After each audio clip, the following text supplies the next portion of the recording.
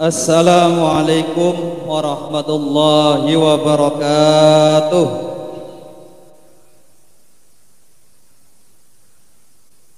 Bismillahirrahmanirrahim. Alhamdulillahi rabbil alamin. Wa bihi nasta'inu ala umurid dunya waddin. Wassalatu wassalamu ala asrafil anbiya'i wal mursalin Sayyidina wa maulana Muhammadin. Rabbi shrah li sadri wa yassir li amri wahlul 'uqdatam min lisani yafqahu qawli. Faqad qala Allah ta'ala fil Qur'anil 'azim.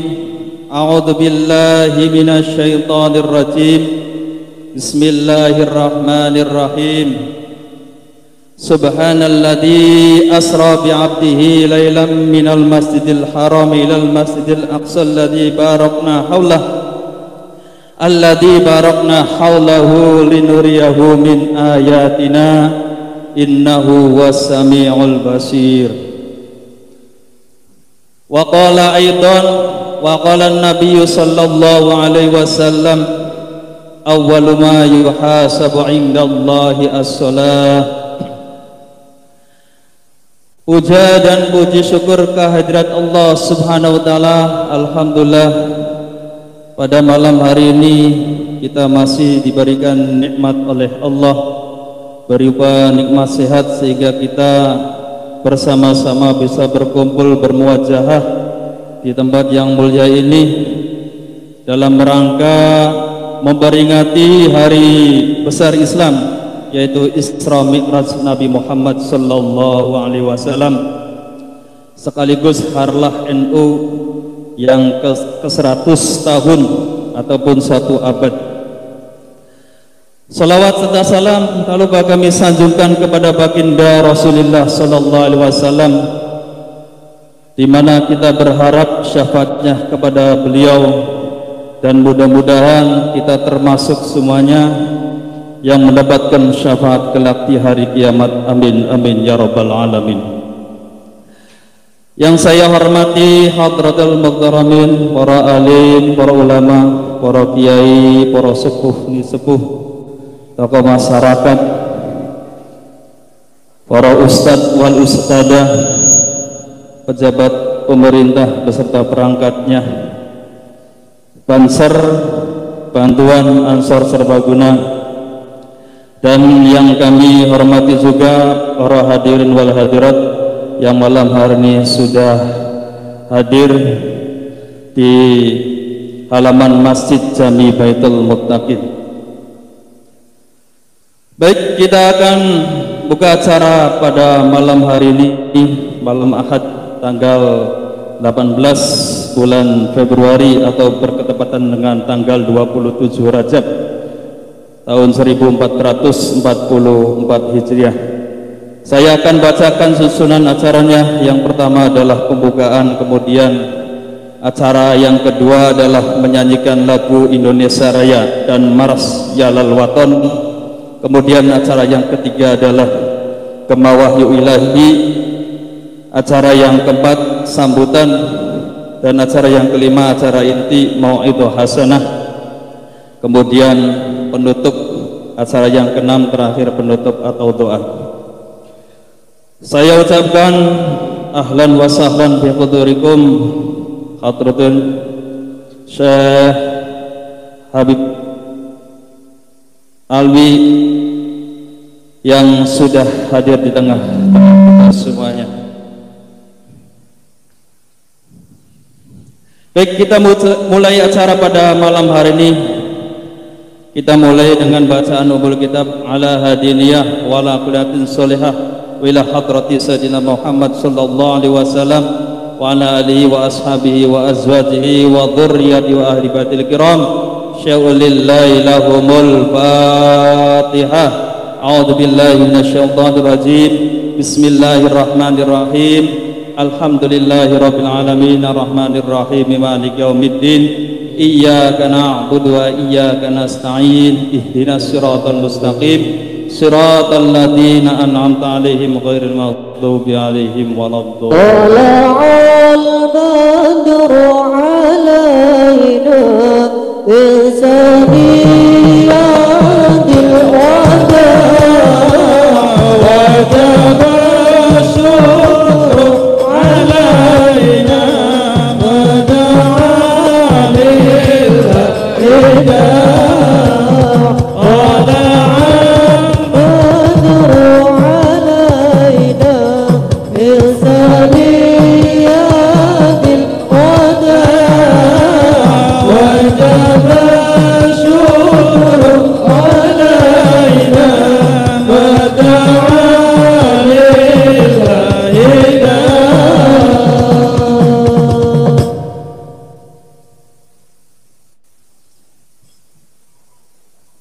Saya ucapkan ahlan wa sahlan bihudurikum. Ada pasanganipun Habib Sayyid Syekh Alwi yang alhamdulillah sudah rawuh di tengah-tengah kita semuanya. Baik, alhamdulillah. Mudah-mudahan dengan diawali bacaan surat Fatihah tadi, acara demi acara berjalan lancar tanpa halangan suatu apapun. Amin, amin ya rabbal alamin.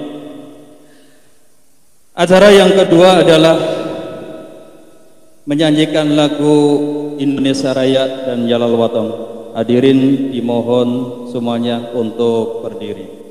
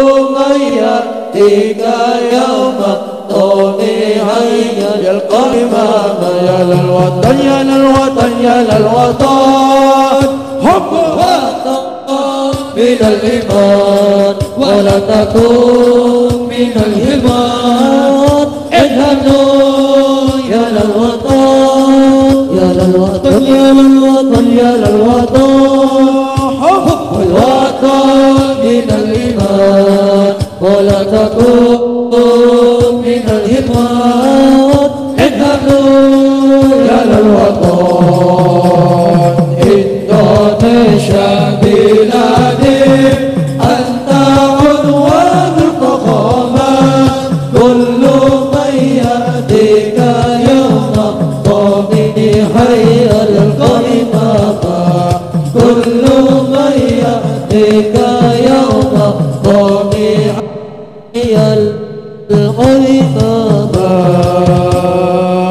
pusaka hati.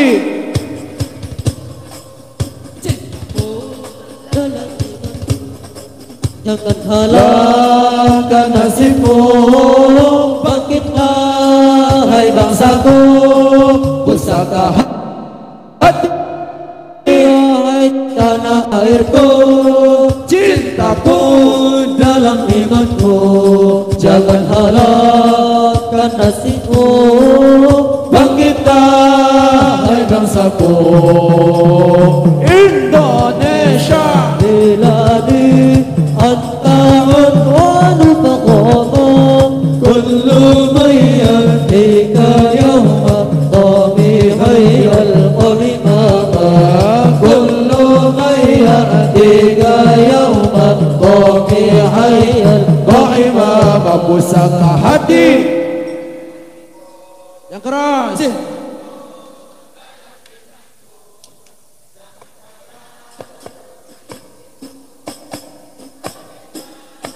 Hai bangsaku, dalam airku, cintaku dalam imanku. Jangan halang nasibku.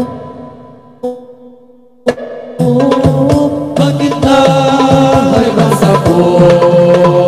Indonesia negeriku, engkau panji martabatku.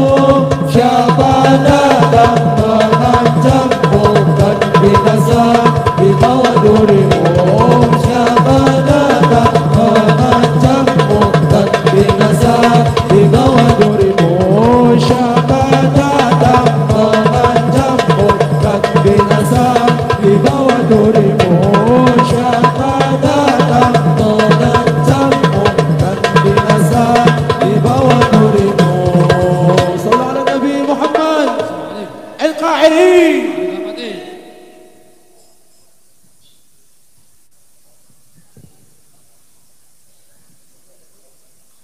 Terima kasih disampaikan.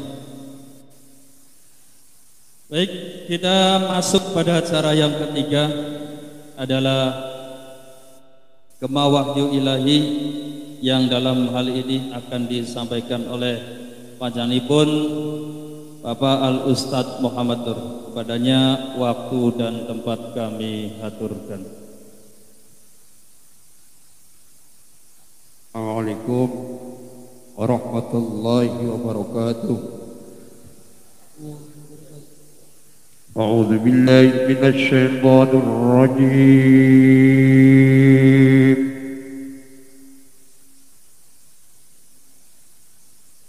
Bismillahirrahmanirrahim.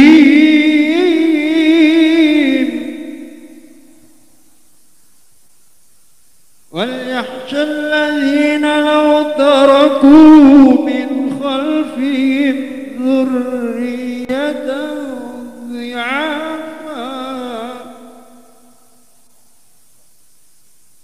ذرية ضعافا خافوا فليتقوا الله وليقولوا قولا سديدا. صدق الله العظيم. السلام عليكم ورحمة الله وبركاته. Waalaikumsalam warahmatullahi wabarakatuh. Subhanallah, maha suci Allah dengan segala firman-Nya. Mudah-mudahan baik yang membaca ataupun yang mendengarkan kelak di hari kiamat mendapatkan syafaat dari Al-Quran. Amin amin ya rabbal alamin.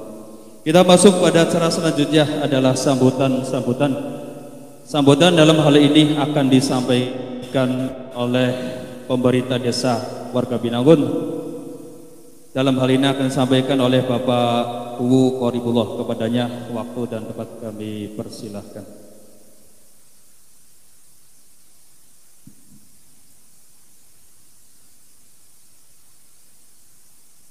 Assalamualaikum warahmatullahi wabarakatuh.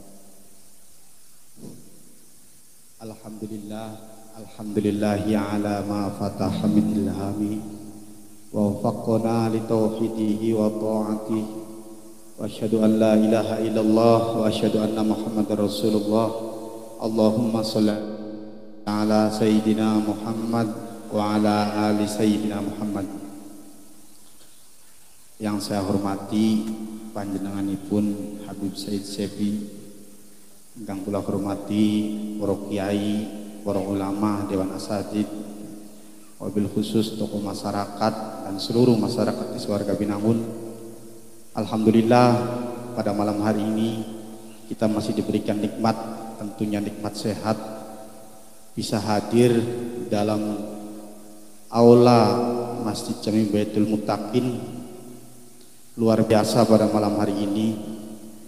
Saya ucapkan banyak terima kasih kepada panitia penyelenggara dan seluruh masyarakat Desa Warga Binangun, bahwasannya tanpa semangat dan partisipasi dari sampean-sampean dan juga masyarakat, mungkin pada malam hari ini acara tidak semeriah ini. Jadi saya sekali lagi sebagai pemerintah desa mengucapkan terima kasih kepada seluruh masyarakat Desa Warga Binangun. Mungkin itu saja. Wallahul muwaffiq ila aqwamit thoriq. Assalamualaikum warahmatullahi wabarakatuh. Waalaikumsalam warahmatullahi wabarakatuh. Terima kasih disampaikan kepada Bapak Ibu yang telah menyambut. Kita langsung saja masuk pada acara inti Mau'idhah Hasanah. Dalam hal ini akan disampaikan oleh Bapak Habib Sayyid Saif Alwi dari Karawang, Jawa Barat. Kepadanya waktu dan tempat kami aturkan. Assalamualaikum warahmatullahi wabarakatuh. Bismillahirrahmanirrahim. Alhamdulillahi rabbil alamin. Asyhadu an la ilaha illallah wahdahu la syarika lah wa asyhadu anna sayyidana Muhammadan abduhu wa rasuluhu la nabiyya ba'dah. Allahumma salli ala sayyidina Muhammadin al-Fatih lima ughliqa wal khatim lima sabaqa nasiril haqqi bil haqqi wal hadi ila siratikal mustaqim wa ala alihi haqqa qadri wa miqdaril azim. Subhanaka la ilma lana illa ma 'allamtana innaka antal alimul hakim. Rabbana iftah bainana wa baina qaumina bil haqqi wa anta khairul fatihin. Allahumma nawwir qulubana bi nuri hidayatika kama nawwartal arda bi nuri syamsika abadan abada bi rahmatika ya arhamar rahimin. Allahumma arzuqna fahman nabiyyin wa hifdzal mursalin wa ilhamal malaikatil muqarrabin. Rabbi zidna ilman nafi'a warzuqna fahma. Allahumma faqihna fid din wa 'allimna ta'wil. Allahumma hdi qaumana bihudaka. Allahumma hdi qaumana bihudaka. Allahumma hdi qaumana bihudaka. Ihdina wahdim ila siratikal mustaqim siratal ladzina an'amta 'alaihim minan nabiyyin was-siddiqin wasyuhada'i wal 'arifin. Rabbi shrah lana sudurana wa yassir lana umurana wahlul 'uqdatam min alsinatina yafqahu aqwalana waj'alna waziran min ahlina wa tabi'ina wa sultanina wa ulaika wa namika arhamar rahimin. Allahumma sallim alsinatana an sabqil qalami wa khatil fatawa. Allahumma iftah 'alaina futuhal 'arifin ya arhamar rahimin. Thabbitna ala aqidati ahli sunnati wal jamaah ala manhajin nahdlatil ulama. Ya jabbaru ya qahharu ya dzal batshi syadid khudh haqqana wa haqqal muslimin mimman zalamana wal muslimin wa ta'adda alaina wa ala nahdlatil ulama wa ala masyayikhina wa jama'atina wa jam'iyyatina wa ala muslimin walhamdulillahi rabbil alamin. Ayyuhas sadat wa sadatina al a'izza'i wal fudala,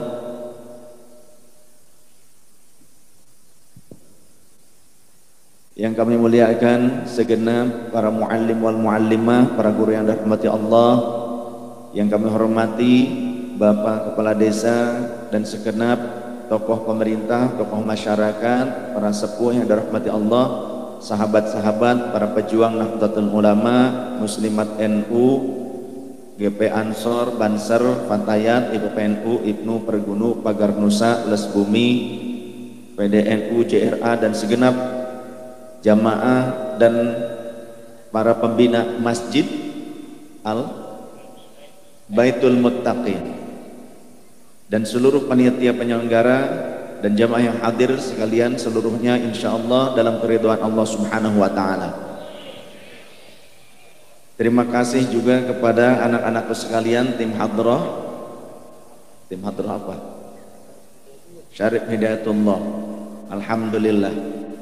Tim hadrah yang senantiasa menggemakkan sholawat dan mengajak kita Walaupun kita tidak sebagus mereka suaranya, tapi ketika mereka terus melantunkan sholawat sehingga kita terpacu untuk ikut bersolawat, maka siapapun orang yang menjadi wasilah terjadinya sebuah kebaikan, sebagaimana Rasul mengatakan man da'a ila khairin, dalam riwayat yang lain man da'a ila hudan, siapa yang mengajak atau menunjukkan kepada kebaikan ataupun kepada hidayah, falahu ajru mithlu fa'ili, maka dia akan mendapatkan pahala sebanyak orang yang mengikutinya tanpa dikurangi sedikit pun dari pahala mereka. Berarti kiai iki panitia akeh temenan pahala nih ya. Panitia ketika kita ataupun siapa saja yang menyebarluaskan berita pengajian ini sebelumnya, yang menjadi wasilah banyaknya orang berdatangan, maka orang tersebut akan mendapatkan pahala sebanyak orang-orang yang hadir pada saat ini tanpa dikurangi sedikit pun dari pahala mereka. Tiap yang hadir gak berarti diambil sedikit dikasihkan kepada orang yang ngajak, enggak, semuanya dapat bagian. Tapi orang yang menjadi wasilah, orang lain datang pada kebaikan, orang lain menjadi semakin baik, maka dia mendapatkan pahala tambahan. Hal seperti ini yang seharusnya kita jaga. Kenapa? Satu sisi hal seperti ini manfaatnya juga sebagai jaga negara. Kenapa saya bilang jaga negara? Makanya pemerintah, jadi di sisi pemerintah ini harus mensupport acara-acara NU seperti ini. Karena cuma NU lah yang senang mengadakan acara kumpul-kumpul yang isinya adalah kebaikan. Yang bahkan NU ini bukan hanya manfaatnya untuk orang yang masih hidup, tapi juga untuk orang yang telah wafat. Yang masih hidup, ketika kita bikin nih jamaah NU bikin acara seperti ini, sholawatan, maulidan, tasyakur, Isra wal Mi'raj, kemudian syukuran yang lainnya, ratiban, manakiban. Manfaatnya untuk orang yang hidup apa? Di antaranya sebagaimana hadis Rasul sallallahu alaihi wasallam, majtama'a qaumun atau la yaqudu qaumun majlisan, tidaklah suatu kaum itu berarti lebih daripada satu orang. Kalau ada lebih daripada satu orang, mau dua, mau tiga, terlebih banyak seperti ini, kumpul di suatu tempat, yadhkurunallaha azza wa jalla, yang semuanya berzikir kepada Allah azza wa jalla, illa haffathumul malaikatu, tiada lain kecuali para malaikat akan ngumpul di tempat tersebut.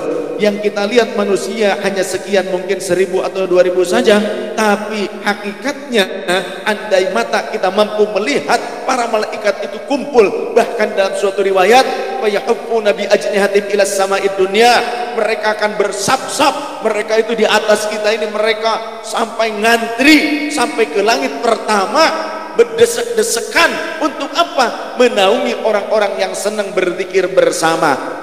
Wa ghasyiyatuhumur rahmah, dan Allah akan mencurahkan limpahan rahmat bagaikan hujan yang deras. Rahmat itu kasih sayang Allah, anugerah Allah, apa saja bentuknya, bisa kesehatan, bisa rezeki yang jembar, bisa keluarga yang soleh dan solehah, bisa kekuatan yang tadinya mungkin lemah menjadi kuat, bisa jabatan yang barokah, atau apapun saja yang bisa mengantarkan kita semakin dekat pada ridhonya Allah. Itu adalah rahmat, bentuk kasih sayangnya Allah. Ilmu yang bermanfaat, anak kita, keluarga kita, lingkungan kita yang tadinya bandel-bandel, kemudian karena senang mengadakan pengajian, senang mengadakan zikiran dan sholawatan, menakiban, tahlilan dan semacamnya, maka insya Allah lingkungan kita akan dicurahi rahmat oleh Allah subhanahu wa ta'ala. Sangat bodoh sekali orang yang enggan untuk ikut serta dalam majelis zikir, sangat bodoh sekali orang yang mengatakan bid'ah atau haramnya majelis zikir berjamaah, padahal ini merupakan sunnah dan haditsnya adalah sahih.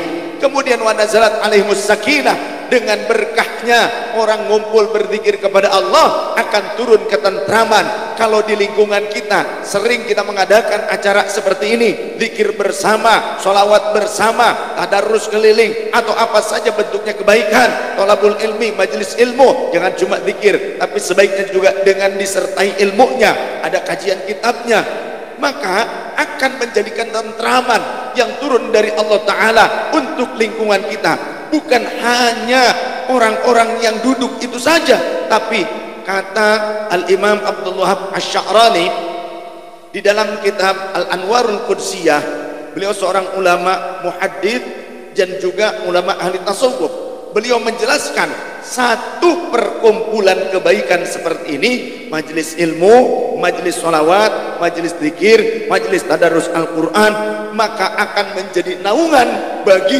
lebih dari 2000 perkumpulan di sekelilingnya. Sekarang kalau kita di sini, ini satu, maka 2000 perkumpulan di sekelilingnya itu akan dinaungi berkah panjenengan semua sekarang ngumpul saat ini. Beneran? Dari mana dasarnya? Allah berfirman, walaula daf'allahin nasa ba'dahum bi ba'dil lafasadatil ard wallahu wa rasuluhu a'lam bi murri wa makna. Andaikan Allah tidak menjadikan sebagian manusia sebagai perisai, sebagai payung bagi manusia yang lainnya, bumi ini sudah hancur. Kalau Allah tidak menjadikan sebagian daripada manusia itu menjadi pasaknya bumi, bumi ini sudah hancur.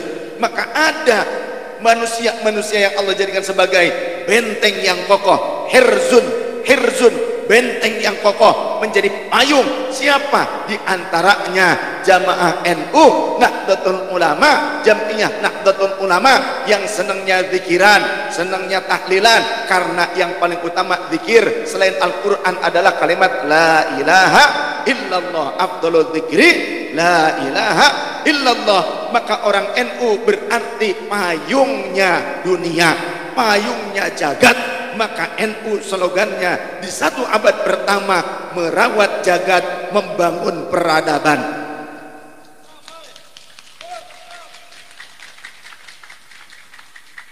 Karena orang NU senang jamiahan seperti ini, maka jamiahan seperti ini fadilahnya merawat lingkungan. Kalau orangnya banyak, kalau jamiahnya di mana-mana jamaah NU bikin acara pengajian zikiran seperti ini, maka bukan cuma lingkungan desa yang akan dinaungi, bukan hanya negara Indonesia, tapi jagat sak dunia. Insya Allah NU jadi tameng dan menjadi keberkahan dimanapun berada.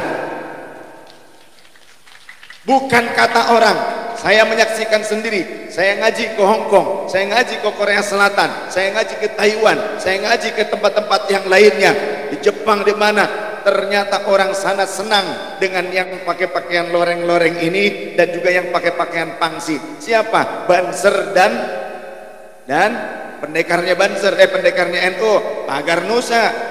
Senang. Kenapa? Bahkan orang-orang non-muslim di sana ikut ngaji. Nanti diterjemahkan oleh orang Indonesia yang ada di sana. Kemudian mereka minta, saya boleh dong masuk gabung jadi ini nih katanya, jadi yang seperti ini. Begitu bilangnya. Lo nggak bisa, kata anak-anak Banser nih yang kerja di sana di luar negeri, Pak Garnoza, nggak bisa. Lah kenapa nggak bisa? Kalian bisa. Ada syaratnya. Apa syaratnya? Harus Islam. Ya kalau begitu saya masuk Islam. Jadi tiap kali saya ngaji di sana, banyak orang-orang sana yang masuk Islam karena ingin gabung jadi Pagar Nusa dan Banser.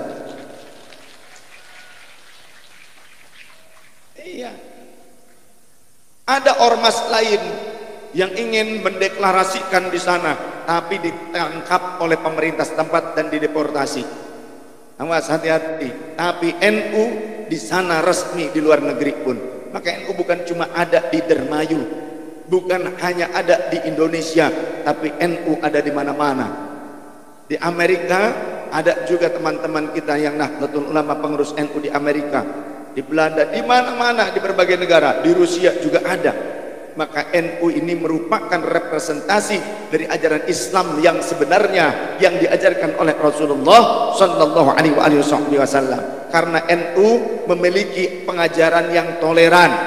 Apakah toleransi itu? Toleransi itu bukan mencampur adukan ajaran agama. Toleran adalah saling menghargai antar pemeluk agama masing-masing. Apakah itu ajaran Islam? Ya, ajaran Rasul. Rasul mengatakan, bu'ittu bil hanifiyyati samhah, aku diutus untuk membawa ajaran agama yang suci, bersih dan toleran. Inilah Islam yang rahmatan lil alamin, yang menjadi rahmat bagi seluruh alam. Karena NU terus mengusung Islam rahmatan lil alamin, maka pantas NU punya slogan merawat jagat, membangun peradaban. Karena orang NU, bahkan muassis NU adalah keturunan Wali Songo yang melanjutkan bagaimana sistem dakwahnya Wali Songo yang Islam dibawa oleh beliau-beliau ke Indonesia, ke Nusantara tanpa melalui peperangan, tapi justru kerajaan-kerajaan Hindu Buddha yang ada di Indonesia bahkan kuat seperti Sriwijaya, kemudian juga Majapahit, ya. Mereka yang menguasai sampai ke Thailand, sampai ke Filipina, sampai ke Vietnam, terus bahkan ke bagian Eropa. Majapahit itu, Sriwijaya menguasai berbagai negara di luar sana, bahkan ke wilayah Eropa sekalipun. Akan tetapi Wali Songo dan para wali yang lainnya datang ke Indonesia tanpa menghancurkan, tanpa perang, tanpa mencaci maki. Bahkan mereka diangkat menjadi menantu, mereka diangkat menjadi penerus kerajaan-kerajaan, membantu akhirnya kerajaan Islam. Mereka diangkat menjadi penasehat sebelum dibentuknya kerajaan Islam. Penasehat seperti Sunan Ampel, penasehat Brawijaya, penasehat diakui. Karena apa? Karena kebijaksanaannya, toleransinya, bijaksana, karena alim, karena ilmunya luas. Orang kalau ilmunya luas itu akan bijaksana, tapi kalau ilmunya cendak, cupet, ya, dangkal, maka dia akan menjadi orang yang berangasan, orang yang bengis. Sedangkan surga itu tidak diperuntukkan untuk orang yang bengis. Surga itu untuk siapa? Likulli hayyinin layyinin sahlin qaribin, bagi orang-orang yang memiliki kelembutan, cinta kasih, mudah bersahabat, dan juga orang-orang yang memberikan pertolongan kepada orang lain, bukan minta tolong doang. Masyaallah hadir rahimakumullah. Kemudian perkumpulan seperti ini juga akan dibanggakan oleh Allah Ta'ala.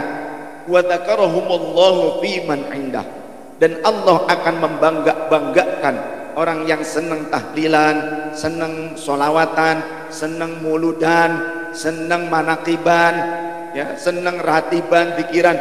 Mereka akan dibanggakan oleh Allah di hadapan para malaikat. Allah senang, berarti Allah ridha. Dan yang selalu mengamalkan ini adalah Jam'iyah Nahdlatul Ulama. Saya punya murid orang Jawa Tengah. Sekarang beliau tinggal di Polandia, di Eropa. Polandia itu dekat atau berbatasan dengan Rusia dan Ukraina. Jadi di sana juga mengadakan yasinan keliling, ratib keliling, ngaji keliling.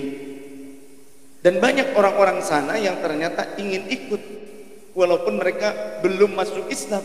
Mereka senang, ternyata Islamnya penuh dengan kedamaian. Karena orang NU seperti itu.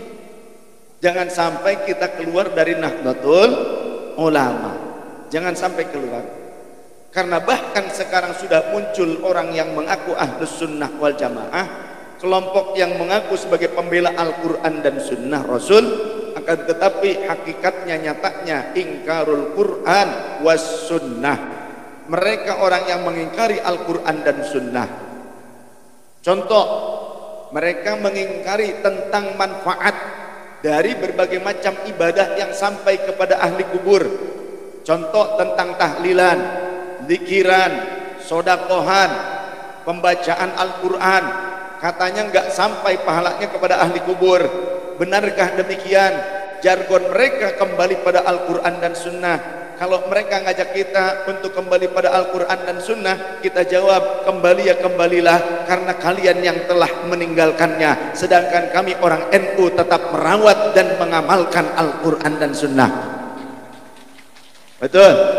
Leras apa leras? Leras. Mana contohnya? Orang Wahabi juga pakai dalil Al-Quran, pakai dalil hadis, tapi belum tentu sesuai dengan substansinya. Penggunaannya tidak benar, bahasa lainnya salah resep. Makanya kalau jadi orang Wahabi yang gak stres, gak bodoh, ya gila. Di tempat saya ada orang Wahabi kerja di perusahaan Toyota. Kalau mereka kan wajib cingkrang celananya, walaupun kerja di perusahaan.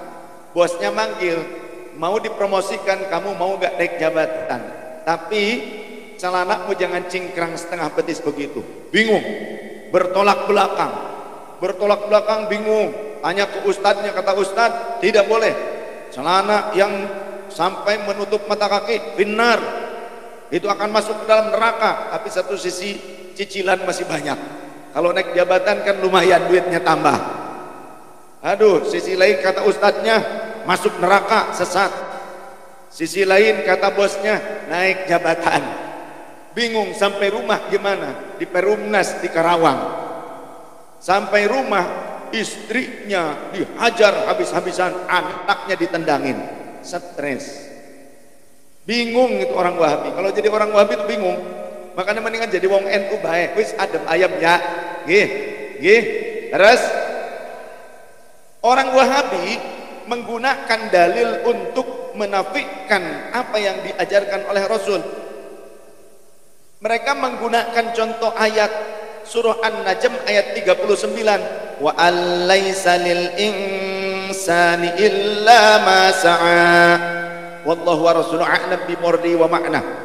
Dan manusia tidak akan mendapatkan fadilah amal dari orang lain kecuali apa yang telah dia lakukan saja ketika hidup. Tidak dapat tuh pahala yang dihadiahkan oleh orang lain.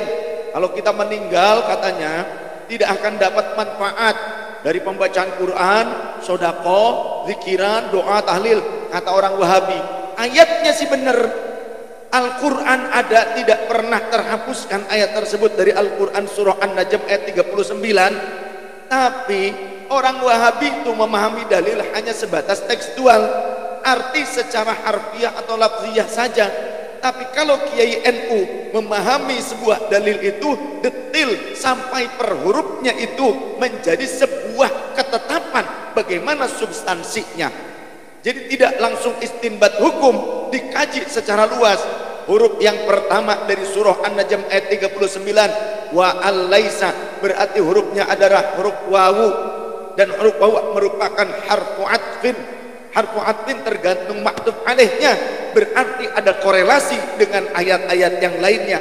Maka dilihat siyakul kalamnya, dari mana nih korelasinya dengan ayat yang mana. Siyakul kalamnya, redaksional yang sempurna, ternyata oleh para ulama dilihat dari ayat ke-36, am lam yunabba bima fi suhufi Musa wa Ibrahim alladhi waffa alla taziru waziratu wizra ukhra wa an laysa lil insani illa ma sa'a wallahu warasuluhu a'lam bi murdi wa ma'na.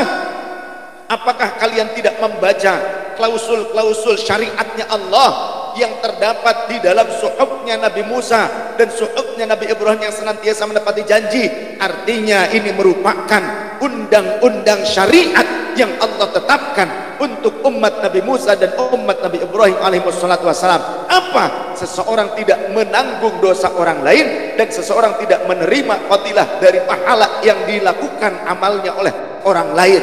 Ini ternyata syariatnya Allah untuk umat Nabi Musa dan umat Nabi Ibrahim alaihi wassalatu wassalam. Berbeda dengan umat Nabi Muhammad, karena orang NU, Kiai NU paham dengan ilmu usul fikih. Di dalam bab usul fikih juga ada bagian bab tentang ilmu nasikh mansukh, ada mansukhul ayah bil ayah, ada mansukhul ayah bis sunnah, ada mansukhus sunnah bis sunnah, ada mansukhus sunnah bil ayah. Setidaknya ayat-ayat yang tadi sudah dinasah secara ketetapan hukumnya oleh ayat yang lainnya. Apa? Walladzina amanu wattaba'athum dzurriyyatuhum biimanin alhaqna bihim dzurriyyatahum wama alatnahum min amalihim min syai' kullu imri'in bima kasaba rahim wallahu warasuluhu a'lam bi murdi wa ma'na. Gampangannya, nanti di akhirat orang yang beriman mengamalkan keimanannya akan dihubungkan dengan dzurriyyahnya, dengan keturunannya yang beriman. Kalau keturunannya tidak sesoleh leluhurnya yang beriman, maka leluhurnya bisa memberikan syafaat kepada keturunannya yang beriman. Sebaliknya juga, kalau kita punya leluhur beriman, kemudian kita menjadi keturunannya ya iman ya soleh, maka di akhirat bisa memberikan syafaat kepada leluhur kita.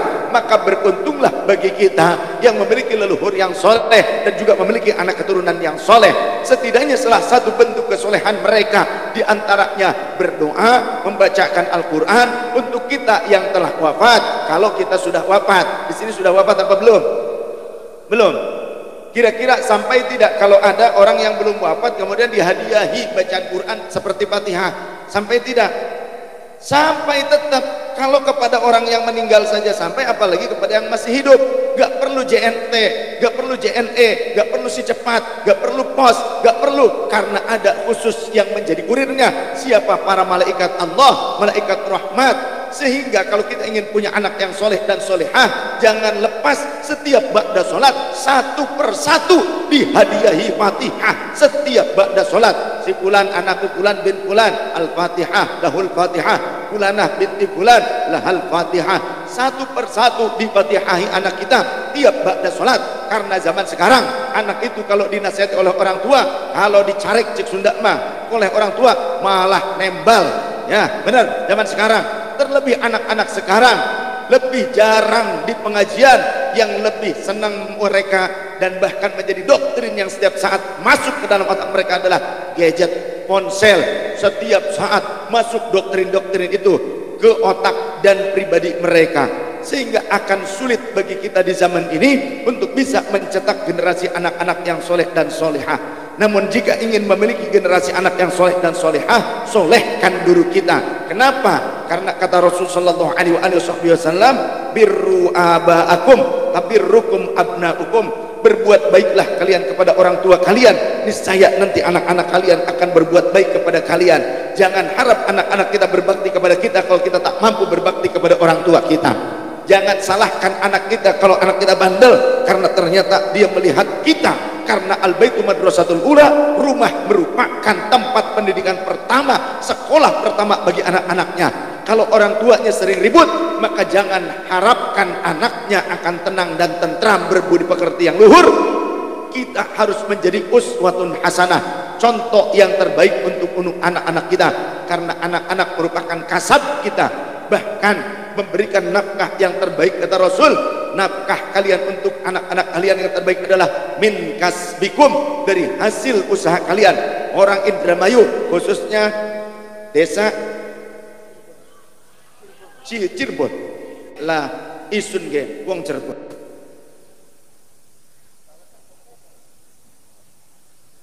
Ini suaranya live streaming internasional, bahasa Cirebon yang kok kepriwe ngapak ya ayu gitu. Elek-elek kayak begini ya lumayan lah jadi penasehat di kesultanan. Kemudian anak-anak kalian merupakan hasil daripada kasab kalian. Jadi kalau kita menafkahi anak-anak kita, keluarga kita dengan hasil yang syubhat apalagi yang haram, jangan harap anak-anak itu akan menjadi orang yang berbakti dan berbudi pekerti yang luhur. Karena kata Rasul, mau tidak mau makanan dan minuman yang masuk ke dalam tubuh, jika itu hasil daripada syubhat ataupun haram, maka mendorong si peminumnya, si pemakannya untuk melakukan kemaksiatan dan keburukan. Tapi kalau perkara yang halal masuk ke dalam tubuh kita, mau tidak mau akan menjadi dorongan bagi si pengkonsumsinya untuk mengamalkan kebaikan dan kesolehan. Itu pengaruh dari makanan dan minuman. Insya Allah wong Cirebon makmur. Tadi sepanjang jalan, Masya Allah, ternyata parinya itu gak berhenti-berhenti kalau di sini ya. Ya Allah, sini panen, sini masih tandur lagi, sini panen, gantian. Insya Allah Cirebon termasuk bagian yang memberi sumbangsih kepada negara, yang ikut serta dalam proyek negara, yakni swasembada pangan ataupun swasembada beras. Beruntung jadi wong Cirebon, barokah Kanjeng Sinun Sunan Gunung Jati. Kanjeng Sinun Sunan Gunung Jati Sayyid Hidayatullah, beliau diberikan gelar syarif. Sayyid juga gelar, syarif juga gelar. Beliau keturunan Rasulullah sallallahu alaihi wasallam.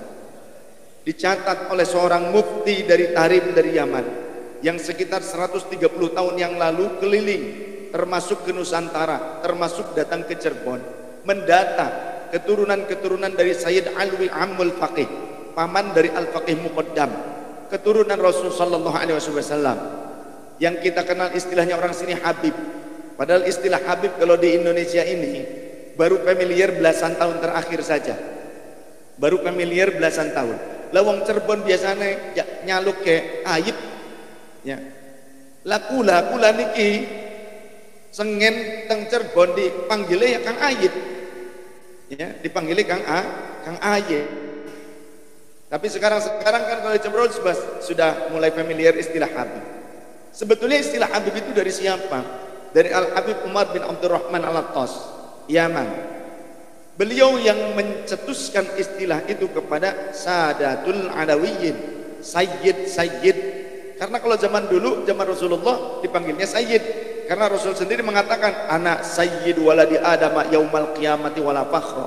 Aku adalah sayyidnya, pemimpinnya manusia pada hari kiamat, tapi bukan tujuanku untuk menyombongkan diri. Oleh karenanya kalau ada seorang habaib kemudian menyombongkan diri dengan nasabnya, berarti dia tidak mengikuti ajaran Rasulnya, tidak mengikuti ajaran leluhurnya yakni kakek buyutnya. Kalau jadi habaib, kalau jadi seorang habib, kalau jadi seorang sayyid, dilahirkan dari rahimnya seorang sayyidah, jangan menjadi sombong. Punya ayah seorang sayyid, seorang syarif, seorang habib, jangan menjadi sombong. Justru berat. Kenapa berat? Banyak sekarang habib-habib yang menyalahgunakan juga ayat Al-Quran, innama yuridullahu liyudhiba ankum rijsa ahlal baiti wa yutahhirakum tathhira. Ayatnya benar, ini potongan ayat, tapi dia kemudian dengan ayat tersebut menyombongkan dirinya bahwa dia itu melakukan dosa, melakukan maksiat, melakukan kezaliman kepada orang lain juga nggak apa-apa.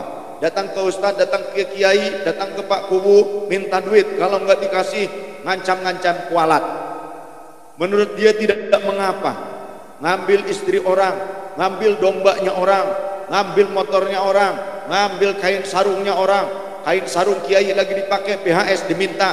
Bukan katanya, saya pernah diminta tausiah di sebuah pesantren di Subang. Di situ ada anak habaib dipesantrenkan, tapi ke kiai pada saat kiainya pakai sarung PHS langsung malak. Kiai, sarungnya buat saya.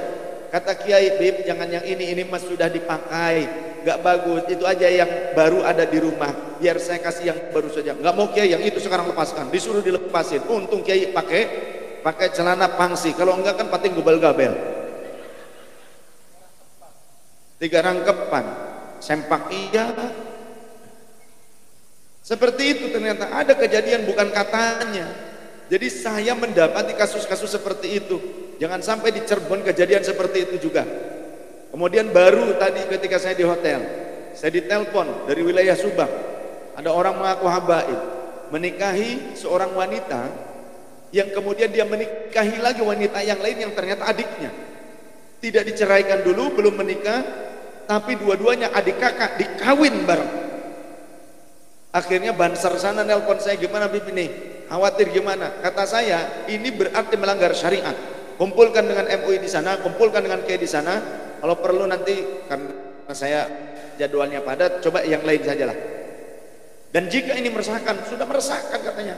Kalau bahkan meresahkan, ini jangan diam saja. Pemerintah desa, pemerintah daerah, jangan diam saja. Karena Indonesia ini bukan milik embahnya, Indonesia ini milik seluruh bangsa Indonesia.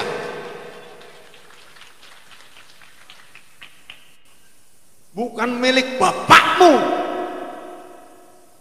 Ya. Saya walaupun keluarga Rasul, zuriyah Rasul, tidak setuju dengan kelakuan seperti itu. Itu mencoreng nama baik keluarga Rasulullah SAW.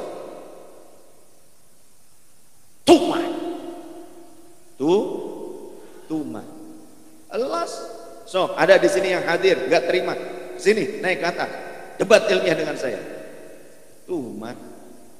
Hanya menggunakan potongan ayat. Coba dong baca dari 2 ayat sebelumnya. Ayat tersebut ternyata ditujukan kepada istri Rasul, ya nisa'an Nabi. Jadi istri-istri Rasul bahkan meladeni Rasul, melayani Rasul, tidur bareng dengan Rasulullah, disayang langsung oleh Rasulullah. Lah sampean 14 abad.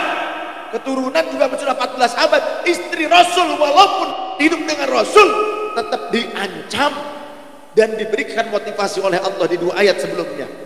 Jika kalian melakukan bifahishatin mubayyinah, dengan melakukan sebuah fahisyah, keburukan, kemaksiatan yang jelas menurut syariat, maka yudha'af, akan dilipat gandakan dosanya. azabnya. Jadi keluarga Rasul itu berat. Jangan sok-sokan, seolah bebas malakin orang, seolah bebas berperilaku. Gak seperti itu. Rasulullah ketat dengan syariat. Kalau kita mengaku sebagai keturunan Rasul, harus wiroi. Hati-hati, ngaji. Jangan ngaku Habib tapi nggak mau ngaji, nantinya bodoh. Kalau sudah bodoh malakin orang supaya gampang dapat duit. Punten saya harus sampaikan, karena saya mendapatkan kasus banyak seperti ini. Di Jakarta keluarga Pak B.J. Habibie ya, diambil, ditipu surat-surat tanah. Pak Kapolda bingung, nanya akhirnya ke Abah Lutfi ketika ada di Jakarta, Abah gimana? Kata Abah Lutfi, kalau memang mereka itu melakukan kejahatan dan jelas kejahatannya, maka para penegak hukum jangan sungkan untuk menegakkan hukum seadil-adilnya. Kenapa demikian? Ini integritas Rasulullah. Lihat dong di dalam kitab hadits Riyadhus Shalihin karya Imam An-Nawawi, Rasulullah pernah ada kejadian begini, anna Quraisyan qad ahammahum sya'nul mar'ati. Sesungguhnya kaum Quraisy mereka sempat bingung dengan sebuah kejadian di mana ada seorang wanita dari Bani Makhzumi. Bani Makhzumi masih Quraisy, masih ada hubungan kekerabatan dengan Rasul, tapi sarakat, dia mencuri. Lantas bingung orang-orang siapa kira-kira yang akan menyampaikan berita ini kepada Rasul. Maka dipilihlah sahabat Usamah.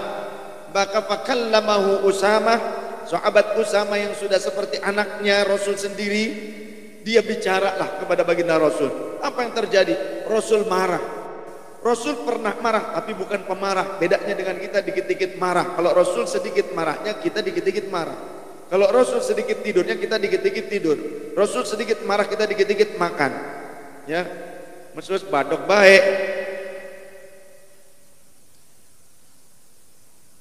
Kemudian ketika Rasul menerima informasi itu, marah, memerah wajahnya, urat kerongkongannya menebal, menegang. Lantas beliau berkata, apakah kalian mau menolong orang lepas daripada ketetapan hukum? Apakah kalian mau membantu kejahatan seseorang? Maka kemudian beliau berdiri dan berorasi di hadapan masyarakat. Ayuhan nas, wahai kalian manusia, inna ahlaka man qablakum, sesungguhnya hancurnya bangsa-bangsa sebelum kalian dikarenakan idza saraqa fihimud dhaif aqamu alaihi hadda. Jika orang biasa yang mencuri, maka umat terdahulu akan menegakkan hukum seadil-adilnya. Tapi wa idza saraqa fihimus syarif, kalau ada seorang syarif, sayyid lah, kalau sekarang mah habib lah, ataupun keturunan yang mulia, keluarga raden, keluarga pejabat yang mencuri, tarokuhu, mereka akan meninggalkannya, melepaskannya begitu saja. Wa aimullah, demi Allah, lau kanat Fatimah bintu Muhammadin sallallahu alaihi wasallam saraqat laqata'tu yadaha. Demi Allah, andaikan putriku sendiri yang bernama Fatimah, anak yang kucintai, andai dia yang mencuri, aku yang akan memotong tangannya. Ini integritas Rasul sallallahu alaihi wasallam. Awas, didik anak yang benar. Jangan mentang-mentang kita ini turunan Rasul, justru harus lebih semangat lagi mengaji, karena kita punya tanggung jawab besar membawa syariatnya Rasulullah sallallahu alaihi wasallam. Berat, tapi juga kalau beramal soleh di ayat berikutnya juga yudha'af, akan dilipat gandakan. Keburukan dosanya dilipat gandakan, dan adabnya, kebaikan juga, pahala dan keberkahannya juga akan dilipat gandakan. Oleh karenanya ini menjadi motivasi, ini menjadi targhib dan tarhib, motivasi dan ancaman bagi siapa? Kalimatnya sebetulnya ditujukan kepada istri-istri Rasul, apalagi sekarang cuma keturunannya. Yang istri Rasul saja dibegitukan oleh Allah, apalagi kita yang menjadi keturunannya. Jangan sok-sokan jadi keturunan tapi kita nggak mau ngikutin jejak langkahnya Rasulullah, apalagi melepaskan diri dari syariat. Jangan. Ya, tolong yang habaib ngaji yang benar. Walaupun yang jadi gurunya, yang jadi kiainya bukan habaib, ngaji dan hormat kepada guru. Jangan mentang-mentang habaib kepada guru, gurunya kiai yang bukan habaib kemudian nggak hormat. Hormat Rasul tidak pernah mengajarkan demikian. Mana buktinya? Sebuah riwayat, salah satu ahlul bait Rasul, yakni sepupunya Rasul, sahabat Abdullah bin Abbas radhiyallahu anhuma. Beliau itu intens mengaji bukan hanya kepada Rasul. Dia mendatangi beberapa sahabat Rasul. Di antaranya sepeninggal Rasul dia datangi sahabat Zaid bin Thabit yang sejak muda sudah alim, kemudian saat itu sudah sepuh. Sahabat Abdullah bin Abbas radhiyallahu anhu datang kepada sahabat Zaid bin Thabit. Padahal Sayyidina Abdullah bin Abbas sering dididik oleh Rasulullah, bahkan sering nginep di rumah Rasul, tapi nggak pernah merasa cukup dengan ilmu. Dia datang kepada ulama dari kalangan sahabat di masanya. Sahabat Zaid bin Thabit yang dikenal kealimannya pada saat itu didatangi. Pas di depan rumah sahabat Zaid bin Thabit, ada maulanya, pembantunya yang sedang berupaya menyiapkan kendaraannya, keledainya, tapi belum dipasang pelana, baru disiapkan saja. Sahabat Abdullah bin Abbas tanya, wahai tuan, masih gitu kan, Kang, ini Maulana Zaid bin Thabit mau pergi keluar ya? Oh iya. Wahai anak paman Rasul, memang kenapa? Bolehkah saya khidmat untuk mempersiapkan kendaraannya? Oh boleh silahkan. Saya ingin khidmat kepada beliau orang alim. Silahkan. Disiapkan pelanaknya, ya, sampai ketika Sayyidina Zaid bin Thabit keluar dari rumah, lantas menjumpai sahabat Abdullah bin Abbas. Sahabat Abdullah bin Abbas yang lebih dulu meraih tangan sahabat Zaid bin Thabit dan mencium tangannya. Sontak Sayyidina Zaid bin Thabit bertanya kaget, wahai putra paman Rasul, kenapa anda lakukan ini kepada saya? Anda itu ahlul baitnya Rasul. Maka sahabat Abdullah bin Abbas menjawab, karena inilah ajaran dari Rasulullah kepada kami, bagaimana cara bersikap kami menghormati orang-orang alim di antara kami. Mendengar jawaban itu cerdas luar biasa, sahabat Zaid bin Thabit pun meraih tangan anak muda ini. Sahabat Abdullah bin Abbas masih muda, masih kecil, diraih, dicium tangannya.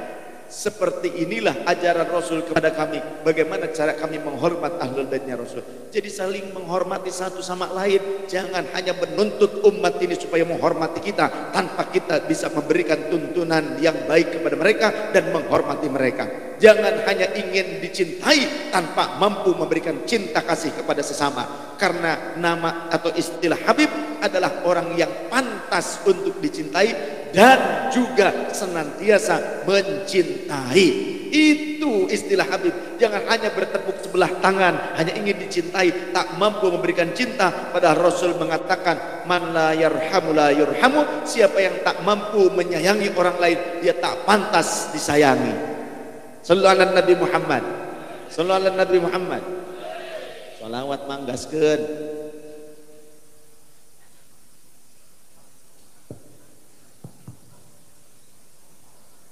Allahumma salli ala Muhammad ya Rabbi salli alaihi wa sallim. Allahumma salli ala Muhammad ya Rabbi salli alaihi وسلم. اللهم صل على محمد يا رب صل عليه وسلم. اللهم صل على محمد يا رب صل عليه وسلم. يقين زرت بما رجعت يا أكرم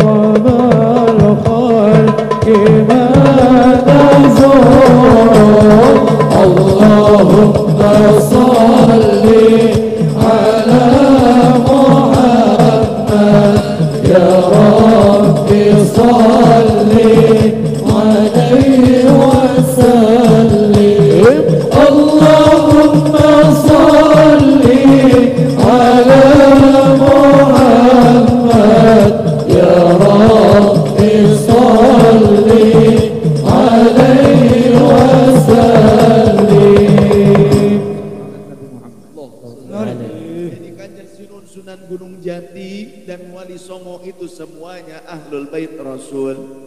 Sehingga mufti dari Tarim 130 tahun yang lalu datang ke Nuswantoro, termasuk ke Cirebon, mendata anak-anak keturunan dari Said Alwi Ambul Faqih, paman dari Al-Faqih Muqaddam, punya turunan. Ternyata yang sudah nyebar termasuk ke Nuswantoro, mereka catat, mereka data. Yang mendatanya seorang munsib, ahli nasab, seorang ahli silsilah yang menjadi mufti di Tarim di Yaman datang, yakni As-Sayyid Asy-Syarif Abdurrahman Al-Masyhur. Kemudian beliau catatkan pada kitabnya, kitab nasabnya, di antara catatan nasab yang beliau kumpulkan, nama kitabnya Syamsul Zahirah. Ada di jilid atau juz yang kedua tentang silsilah wali songo. Ketika wali songo itu sudah menjadi penguasa, sudah pada menjadi raja di Nuswantoro, apakah ada candi yang dihancurkan? Apakah ada kuil agama lain yang dihancurkan? Tidak. Bahkan mereka demikian bijaksananya membangun masjid hampir seperti bangunan-bangunan candi. Karena yang penting adalah fungsinya, bagaimana cara melakukan bisa meraih ibadah walaupun dengan bentuk budaya yang sebelumnya dilakukan oleh orang-orang di luar Islam. Seperti halnya imamah, ya wali songo punya kain yang panjang, imamah diikatkan di kepala, sunnah. Orang Wahabi, ada orang Wahabi, Ustadz Wahabi bilang, katanya imamah seperti ini tuh, kain diikatkan di kepala, itu tuh ngikutin pendeta Hindu. Kata orang Wahabi. Padahal haditsnya jelas. Contohnya di dalam kitab Syama'il Muhammadiyah ada 5 setidaknya 5 hadits tentang imamahnya Rasul. Kitab tersebut karya Imam At-Tirmidzi Muhaddits. Berarti orang Wahabi walaupun bergelar LC, MA, doktor, S1, S2, S3, ternyata mereka penipu. Awas, hati-hati, jangan ikut-ikutan dengan Wahabi yang cuma gemar mempertontonkan gelar, tapi juga mempertontonkan kebodohan dan pendustaan mereka. Hati-hati. Kita wong Cirebon wis melu karo Kanjeng Sinun Sunan Gunung Jati wae. Ikut wali songo saja. Orang Wahabi seperti itu. Wali songo pakai imamah kain panjang. Tapi umat pada saat itu banyak orang Jawa yang pada ingin masuk Islam atau sudah masuk Islam tapi masih baru, tapi ingin mengamalkan sunnah Rasul pakai imamah. Tapi orang Jawa waktu itu susah, bikin kain 1 meter kali 1 meter saja bisa 1 bulan. Ya, kapasnya dulu, kemudian dipintal jadi benang, kemudian ditenun. Itu lama. 2 meter kali 2 meter itu bisa 1 bulan. Gak mudah bikin kain di masa itu. Tapi ajaran wali songo itu tidak arogan, selalu memberikan solusi. Ketika umat ini ingin mengamalkan sunnahnya imamah, bagaimana? Dan kain tenun kita orang Jawa, orang Nuswantara itu biasanya bermotif, tidak polos. Kata wali, pakai saja kain yang ada walaupun sudah dibatik, walaupun kainnya itu bermotif, walaupun cuma 2 jengkal kali 2 jengkal, pakai, diikatkan, ditutupkan, kemudian diikatkan. Jadilah ikat, ada ikat parekos jengkol, ada barang bang semplak. Nah, lihat yang ini nih, ya. Nah, sama seperti itu. Jadi ada belangkon. Sama saja. Intinya selama niatnya ittiba kepada Rasulullah, walaupun menggunakan kain batik dan cuma 2 jengkal kali 2 jengkal, itu mendapatkan fadilah sunnah, bukan bid'ah. Kalau orang Wahabi apa-apa bid'ah, termasuk tadi pembacaan Quran untuk ahli kubur, tidak sampai menurut mereka. Pakai ayat Quran, padahal ayat itu berkenaan dengan syariat umat Nabi Musa dan umat Nabi Ibrahim. Lantas bagaimana dengan orang NU yang biasa tahlilan? Ada bacaan Qur'annya. Saya merujuk kepada kitab karya ulama kebanggaan Wahabi. Siapa? Syekh Ibnu Qayyim Al-Jauziyah. Sengaja saya pakai kitab itu sebagai apa? Bukti bahwa ulama kebanggaan mereka saja meriwayatkan tentang sampainya pahala bacaan Al-Quran kepada ahli kubur. Tapi kenapa orang Wahabi kok tidak pakai kitabnya? Kitabnya Ar-Ruh pada halaman ke-13 pada baris yang ketujuh itu ada riwayat dari Imam Al-Khallal. Dzakara Al-Khallal anis Sya'bi. Imam Al-Khallal meriwayatkan dari Imam Asy-Sya'bi tabi'in. Beliau menyatakan wa kanatil ansaru, dan kebiasaan orang Ansor.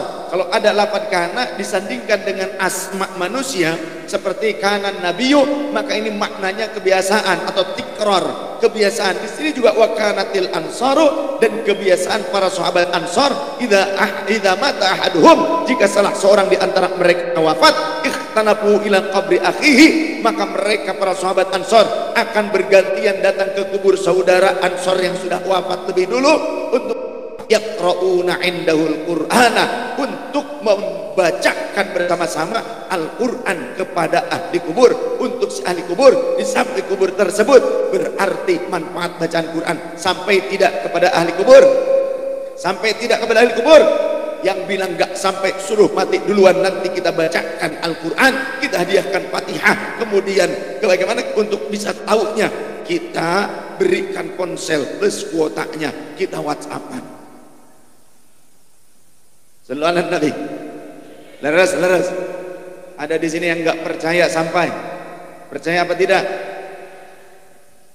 Jangan sampai kita percaya punya harapan kalau meninggal anak-anak kita akan bacakan Al-Quran untuk kita. Tapi anaknya karena belajarnya kepada Maulana Syekh Google radhiyallahu an,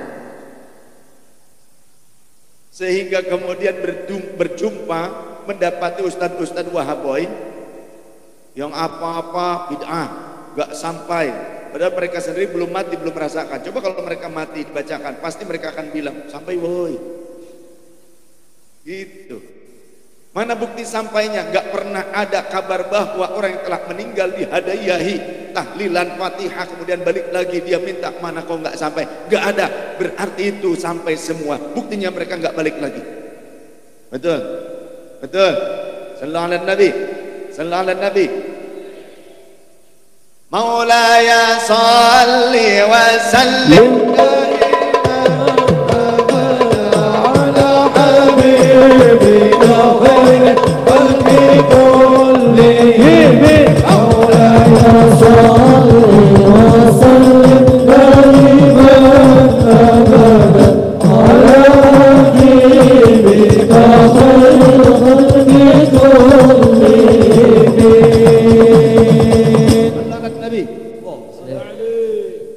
Kemudian ada lagi saat tahlilan, berarti orang NU yang masih hidup tuh punya manfaat bukan hanya kepada yang hidup lagi, tapi manfaat sampai kepada orang yang telah wafat. Apalagi ketika tahlilan itu kan ada sedekahan, betul tidak? Ada sedekahan yang penting bukan haknya anak yatim.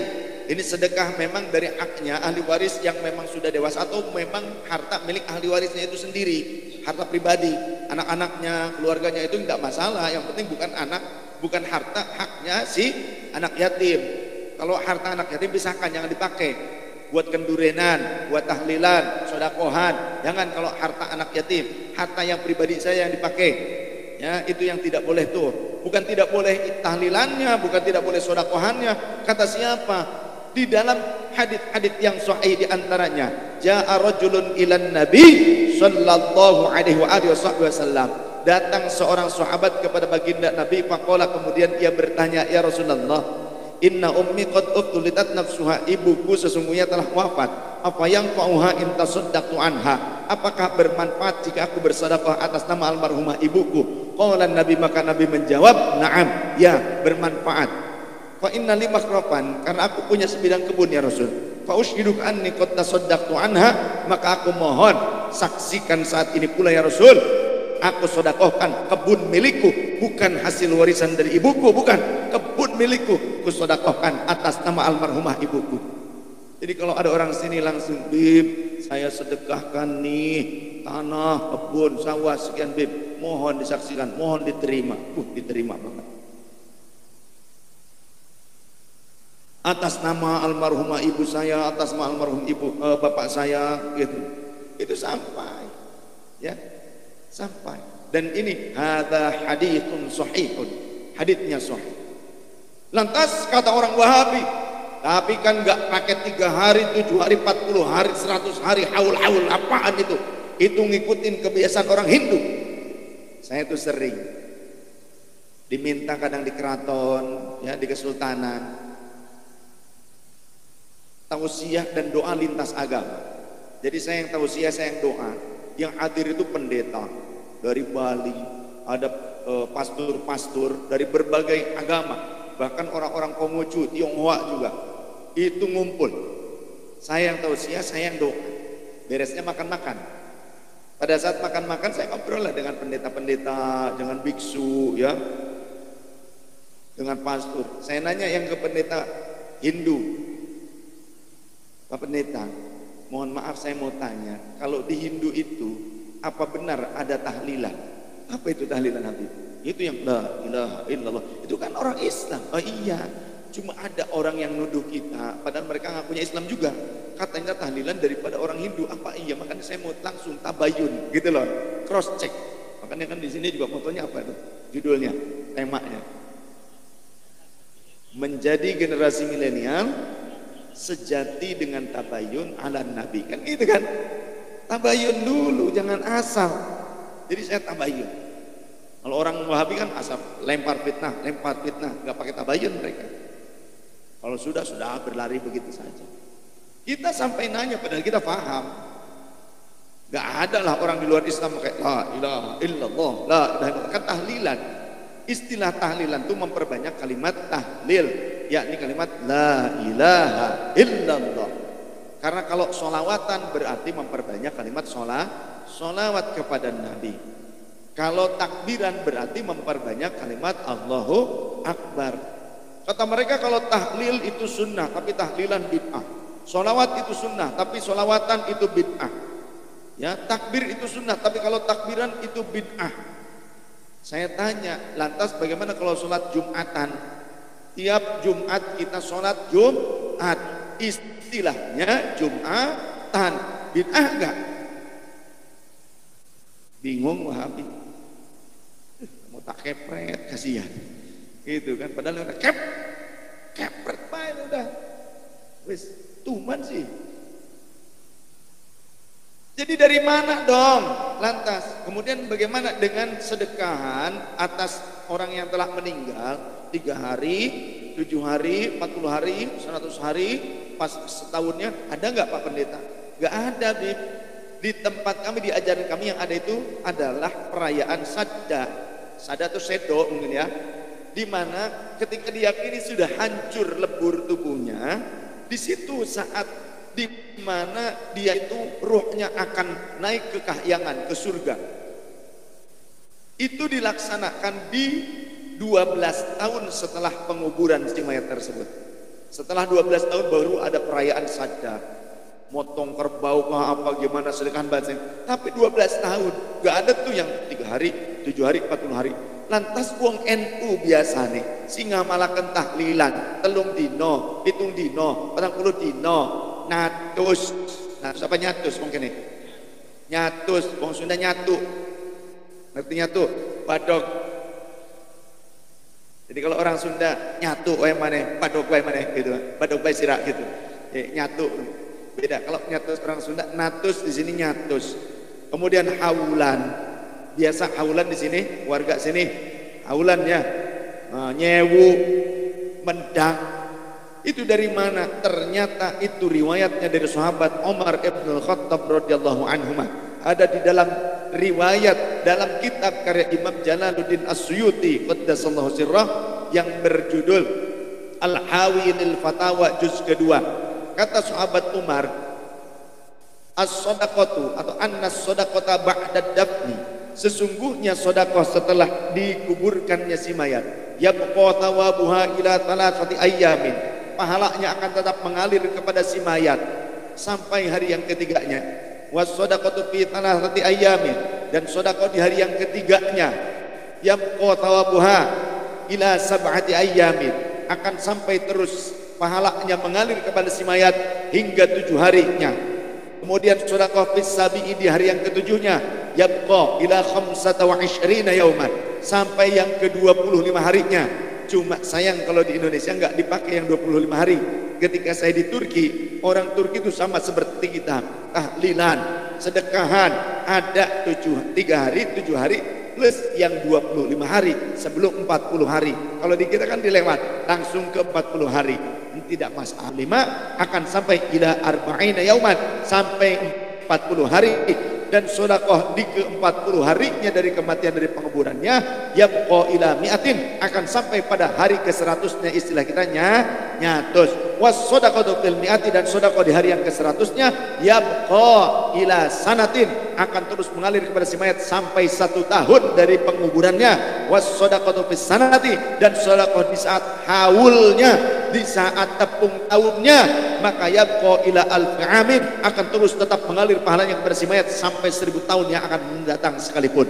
Ini riwayatnya jelas dari sahabat Abdullah bin Umar, yang menukilnya adalah Imam Jalaluddin Asyuti. Kitabnya jelas ada, kita tabayyun cross check langsung kepada kitabnya, karena kita diajarkan oleh guru yang punya sanad sampai kepada beliau, terus sampai kepada Rasulullah sanad ilmunya, sehingga orang-orang NU akan tetap menjaga validitas ilmu, tidak seperti orang Wahabi yang katanya gak usah pakai kiai kita Muhammad. Kalian yang Wahabi, kapan kalian jumpa dengan Nabi Muhammad? Apakah kalian belajar Quran langsung dari Nabi Muhammad? Apakah kalian belajar hadis langsung dari Muhammad? Ternyata tidak. Kalian tahu hadisnya Rasul dari siapa, sunnahnya Rasul? Itu dari kitab Sahih Bukhari. Yang mencatat Sahih Bukhari siapa? Rasul sendiri apa bukan? Bukan, ternyata ulama. Jadi kalau kita belajar tak mau pakai ulama, maka akan menjadi sesat, menyesatkan. Berarti di luar Nahdlatul Ulama sangat dikhawatirkan. Jika dimungkinkan mereka tak menggunakan ulama yang bersanad, maka kemungkinan besar menjadi sesat dan bisa menyesatkan orang lain. Sallallahu alaihi Nabi Muhammad. Wis karo kiai NU bae gondelan karo isi sarunge kiai NU.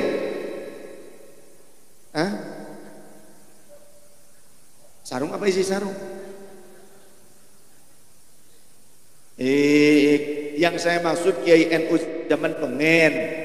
Kiai NU zaman bengen baka arep ngaji keliling ning kampung-kampung, ngaji rutinan, gowokne kitab zaman saiki karo kitab bengen iku beda. Kitab zaman bengen iku korasan, ora dijahit, ora dilem. Nggih, masih wonten teng mriki? Wonten. Nah, ana sing duwe. Ana akeh kiai-kiai duwe. Jadi kitab zaman bengen ku ora dijahit, ora di staples, ora dilem, tapi korasan lembaran, 2 lembar dilipat, lembar maning, kok ana sebundel dan nganggo lamping kulit, ora dijahit, baka ora dibungkus nganggo kain sarung, kemudian noli digawa teng pendendi, teng kampung-kampung sing sejen, ya rigel, ya, paling mencelat. Apa maning nganggo sepeda, nganggo pit, terus anak gejugan gitu kan, gejungkel. Jadi biasane baka kiai NU zaman bengen arep ngaji rutinan ning kampung sing liyan, iku kitabe dibungkus nganggo kain sarung. Iku lho Bu. Lah panjenengan ngeres bae. Ini generasi TikTok beda. Dasar generasi TikTok, awas hati-hati. Zaman sekarang mah ya di TikTok, muludan juga bid'ah, apa bid'ah, tahlil bid'ah, muludan juga bid'ah. Mereka bilang itu bid'ah. Maulid ini bid'ah. Apa ora?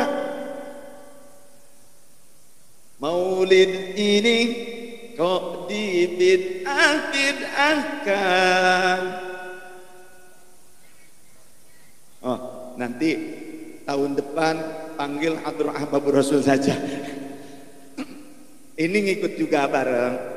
Ya, nanti Hadrah Ahbabur Rasul ikut supaya lebih semangat. Lebih banyak tim hadrohnya. Ada 30 tim hadroh nanti. Ngapain? Ngudut bareng. Gak apa-apa, Bapak yang ngudut silahkan ngudut. Saya walaupun gak ngudut, saya gak mengharamkan udut. Ya, jadi nanti kalau ada, biasanya kadang suka ada yang ngasih udut ke saya. Ya saya tidak haramkan, saya terima, nanti saya kasih siapa ke supir ke siapa gitu kan. Tapi bagusnya jangan ngasih udut lah ke saya. Duitnya baik. Kenapa kok Habib gak mengharamkan udut? Oh ada riwayat. Kalau saya tuh apa-apa pakai riwayat, pakai silsilah, jadi musalsalah. Ya, bersilsilah. Lawang tentang cerita bako, cerita udud begini ada silsilahnya. Kita punya guru, kami punya guru Gusti Muhammad Toha bin Gusti Khaidir, dipanggil Amat Tengku karena ibunya memang orang Aceh. Beliau asli keluarga kerajaan Mempawah, Kalimantan. Jadi orang-orang Dayak, Raja Dayak itu hormat kepada keluarga kerajaan Mempawah karena juga zuriyah Rasul juga. Kalahlah secara ilmu gitu kan, ilmu kadigdayan kalah, jadi hormat. Namun beliau ini Gusti Muhammad Toha ini karena ibunya dari Aceh, beliau belajar ke Aceh sampai alim, diberi gelar Tengku. Tengku itu kiai. Kalau Gus itu tuh kalau di sana tuh. Pindahlah hijrah kemudian ke Karawang. Di saat itu Borneo belum mau bergabung dengan Republik Indonesia. Kalimantan belum mau, Dayak belum mau bergabung dengan Republik Indonesia. Pak Karno bingung. Akhirnya ada Presiden NU, ada Ketua NU paling lama, Kiai Haji Idam Khalid. Ya Allah yarham, Romoya Idam Khalid itu kan asli Kalimantan. Bilang kepada Pak Karno, lagi pusing-pusingnya Pak Karno, mudut gitu kan, bingung, gimana ini Pak Idam? Bung Karno, saya punya guru asli putra kerajaan Mempawah Kalimantan, dan kerajaan ini, kesultanan ini itu disegani oleh raja-raja Dayak karena mereka kalah secara ilmu, jadi berdampingan.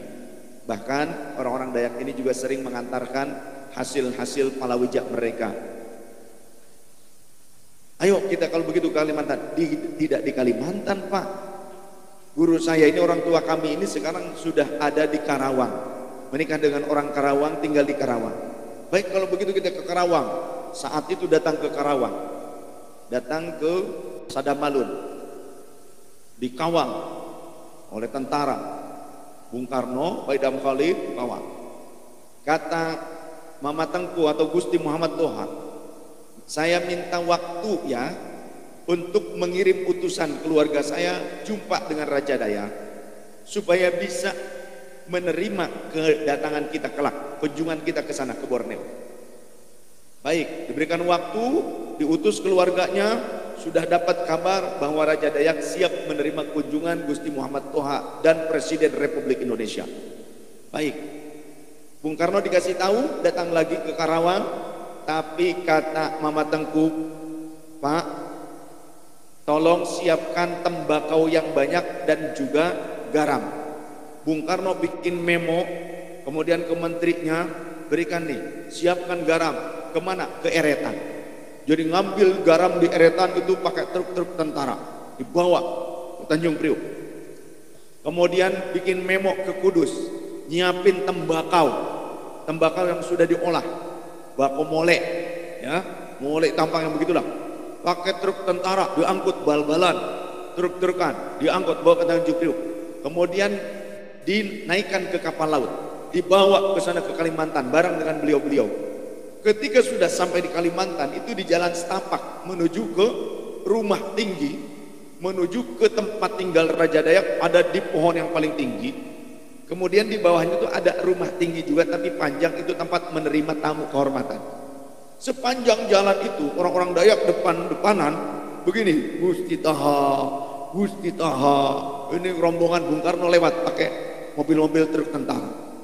Diterimalah di rumah panjang. Raja Dayak turun, ya. Kemudian menerimanya di rumah panjang. Raja Dayak menerima. Gusti Taha, kami menghormati keluarga Mempawah, tapi kalau kami diperintahkan untuk bergabung dengan Republik Indonesia, kami punya syarat. Apa? Kalahkan dulu saya, kata Raja Dayak. Baik kalau begitu, maka orang sana tuh cangkirnya bukan gelas, cangkirnya kayu yang terbuat dari kayu pasak bumi, warnanya putih. Makanya kalau kita ke Kalimantan banyak dijual jadi merchandise tuh. Itu bagus buat bapak-bapak katanya. Ya, bapak-bapak sing lemah biasanya. Orang bisa ngaceng.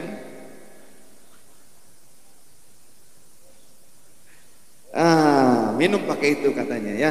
Atau kalau lebih bagus lagi dimakan itu cangkirnya. Ya kan biasa direbuskan ya kayunya. Nah, kelak kesuwen, pangan bae, dahar bae.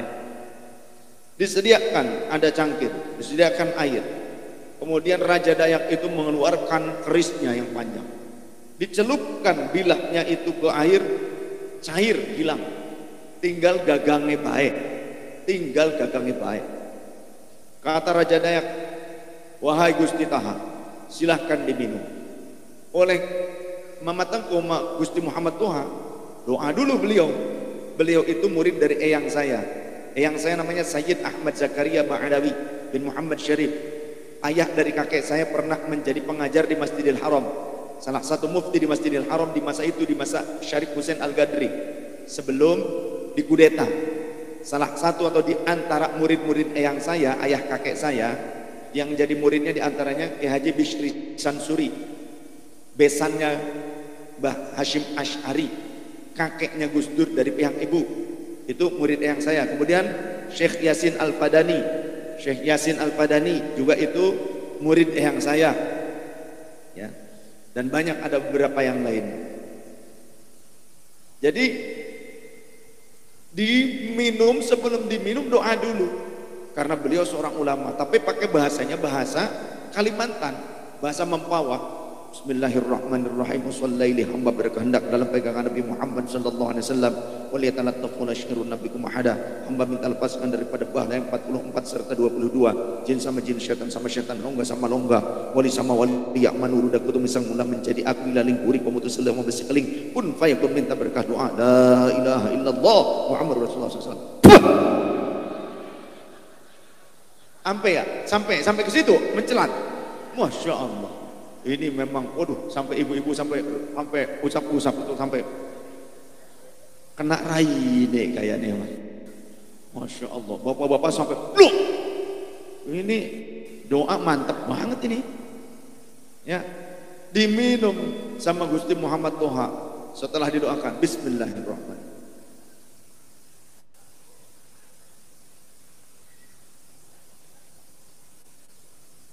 Mbah. Tidak ada reaksi apapun, tidak ada apa-apa. Kata Mama Tengku, gak ada apa-apa Tuan Raja. Bingung Raja, kerisnya hilang, tinggal gagangnya baik. Akhirnya kata Mama Tengku, nah kalau itu sekarang gantian. Mama Tengku tuh dikasih pisau kecil dari eyang saya. Dari eyang saya, pisaunya kecil, gagangnya dari ruyung, ya. Dari pohon aren tuh ruyung gitu kan, yang sudah tua, ruyung namanya. Kecil, pendek, dikeluarkan, dicelupin ke air, cair, hilang bilahnya, tinggal gagangnya, ces, hilang aja bilahnya tuh, besinya tuh hilang, tinggal gagangnya baik. Silahkan Tuan Raja meminumnya. Giliran Raja Dayak yang minum, nggak pakai bismillah, udud, lanjutkan. Bagi saya yang tidak udud, saya menerima rupiahnya saja. Sallallahu alaihi Nabi, sallallahu alaihi Nabi Muhammad. Ya, jadi jangan sepelekan Nahdlatul Ulama, karena kiai-kiai NU punya peran besar bahkan sebelum kemerdekaan. Di mana sebelum kemerdekaan kita tidak memiliki alutsista secanggih para penjajah. Bahkan ketika Indonesia sudah merdeka 17 Agustus 1945, bangsa Indonesia yang merdeka, bukan negara, karena belum ada negara kesatuan Republik Indonesia. Republik Indonesia belum ada 17 Agustus 1945, baru ada 18 Agustus 1945. Oleh karenanya penting dipahami oleh seluruh putra-putri bangsa yang menjadi pejabat di pemerintahan dimanapun berada, bahwa kalian ini bagian dari putra-putri bangsa Indonesia. Bangsa ini telah menyatakan merdeka ketika kalian dipilih oleh bangsa ini untuk menjadi pemimpin, wakil rakyat atau apapun. Maka ingatlah, yang telah memberikan amanat kepada kalian adalah bangsa Indonesia, bukan partai kalian.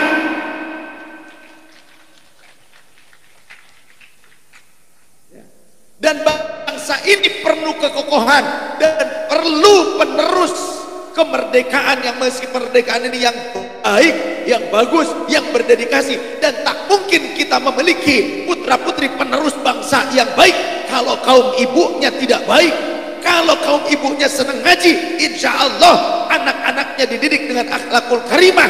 Tapi kalau ibu-ibunya dilarang senang ngaji, ibu-ibunya diejek-ejek karena senang ngaji, jangan harap bangsa Indonesia punya penerus yang baik dan jujur di kemudian waktu. Karena buktinya yang ngecek ibu-ibu senang ngaji ternyata juga senang menjual aset bangsa kepada asing. Nyong sih ngomong, langkah titipan-titipan, tanggung junub. Tanggung junub bahaya sing enak. Ya, maka tanggung jawab kalau sing jawab panjenengan si nanggung. Awas, hati-hati, jangan sok-sokan. Punya banda belum tentu bisa menjamin penerus bangsa Indonesia, pemuda-pemudi di kemudian waktu menjadi pemuda-pemudi yang tangguh, yang berdedikasi, yang berakhlakul karimah, yang baik pekertinya. Belum tentu, betul tidak? Banyak wong sing akeh bandane, wong kaya-kaya, tapi anaknya mabok, gak karuan, gagal banyak.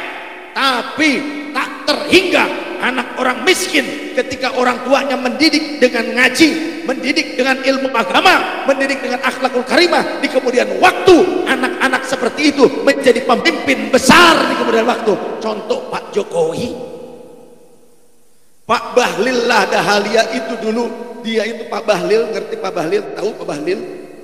Ya, Pak Bahlil itu dulunya itu anak yang ternyata busung lapar. Sekarang menjadi salah satu kunci bagaimana Indonesia menghadapi penjajah ala zaman dulu. Tapi di zaman kini siapa? Uni Eropa dengan WTO sama dengan VOC.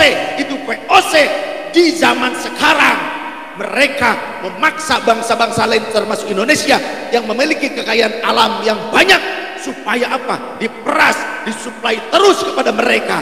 Mereka terus menerus menekan Indonesia supaya menyerahkan hasil alamnya kepada Uni Eropa.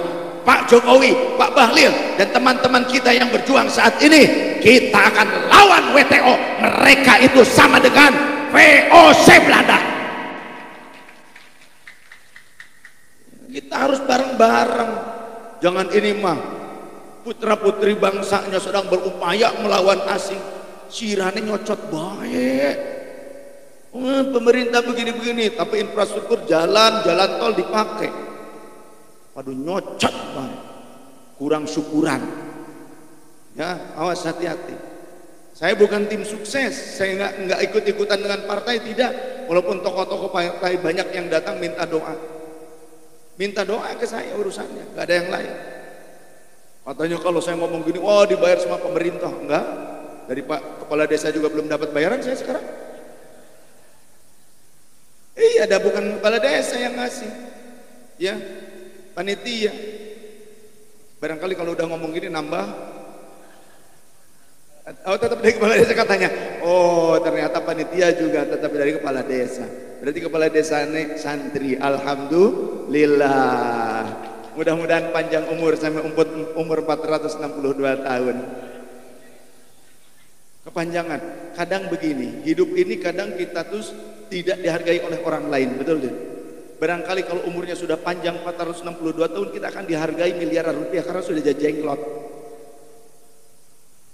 Ya, mungkin itu yang dapat saya sampaikan, karena besok pagi saya masih ada acara lagi, masih ada kajian lagi, pengajian, kemudian malamnya lagi di Cibubur, masih terus keliling-keliling. Oleh karenanya teman-teman kadang ada yang mau bikin acara, mau ngundang ke saya, tapi ingin berjumpa, saya adanya di malam Jumat. Jadi kalau ingin ketemu dengan saya, datangnya malam Jumat. Ikut ngaji dulu, beres ngaji baru ngobrol-ngobrol seperti itu. Karena kalau di luar itu, keluarga saya aja susah. Keluarga saya susah. Saya ini cowok panggilan. Begitu. Cowok panggilan. Tapi sebelum menutup kita sholawat dulu ya. Sholawatan dulu. Yang semarak, gaskan lur. Saya akan bagikan ini sambil sholawat, saya akan bagikan. Tapi jangan. Salatullah salamullah ala taha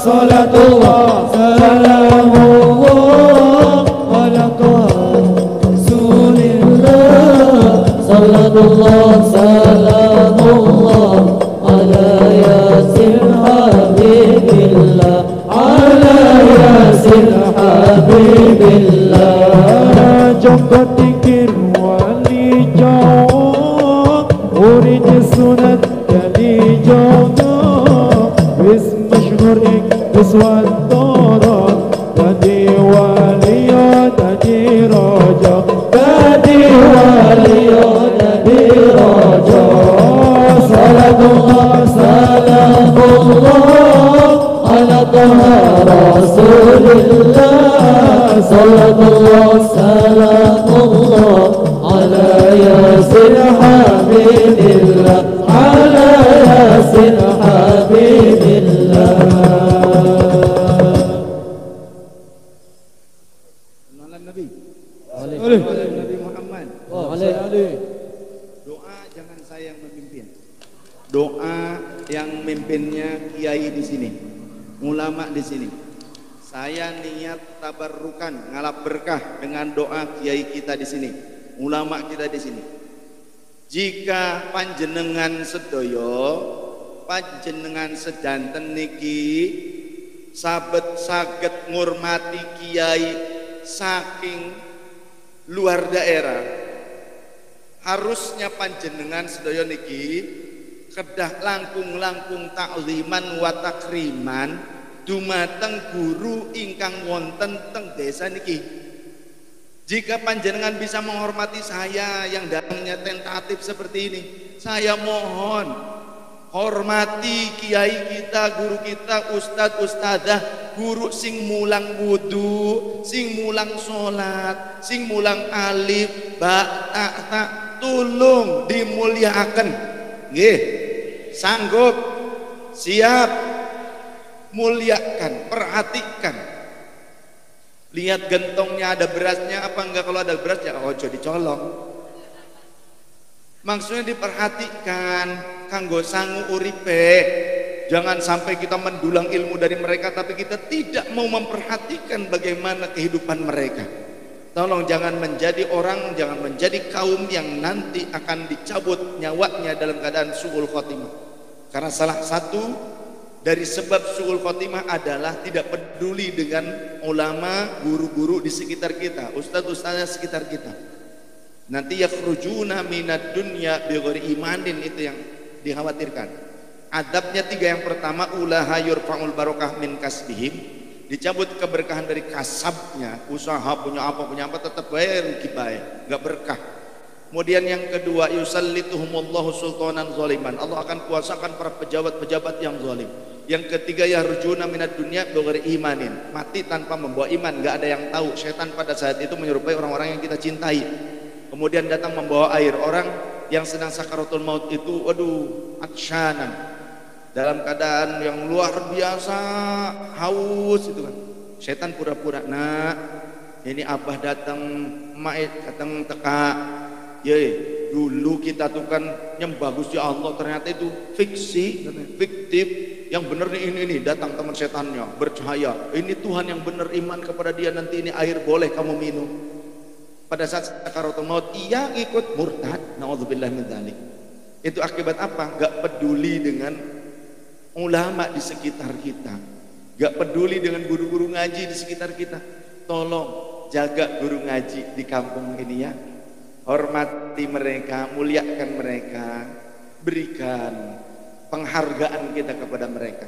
Jangan sampai panjenengan bisa menghargai saya tapi nggak bisa menghargai guru-guru di tempat ini.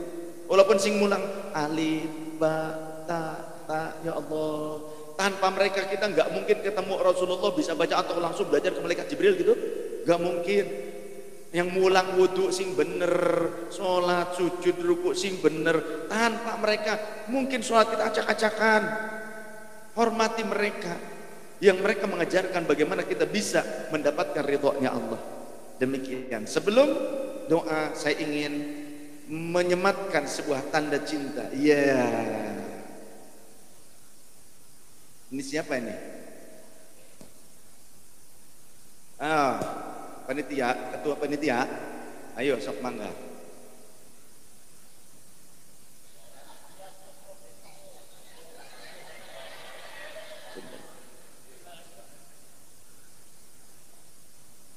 Punten.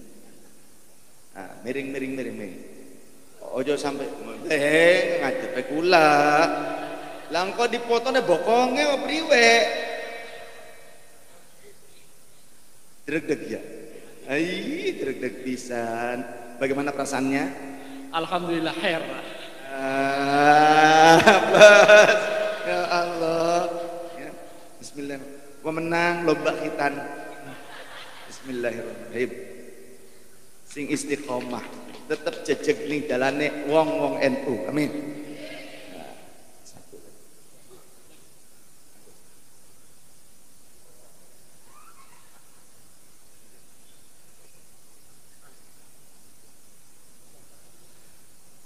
Pak Ustaz Zakaria, monggo ngajeng.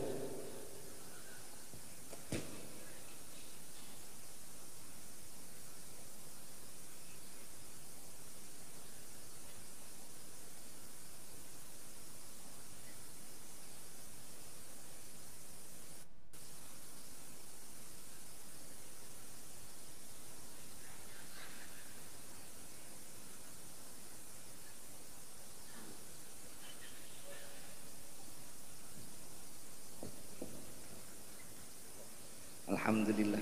Dipoto sih, dipoto kering. Monggo dipoto. Ngadeg kalian kula. Gandengan kula.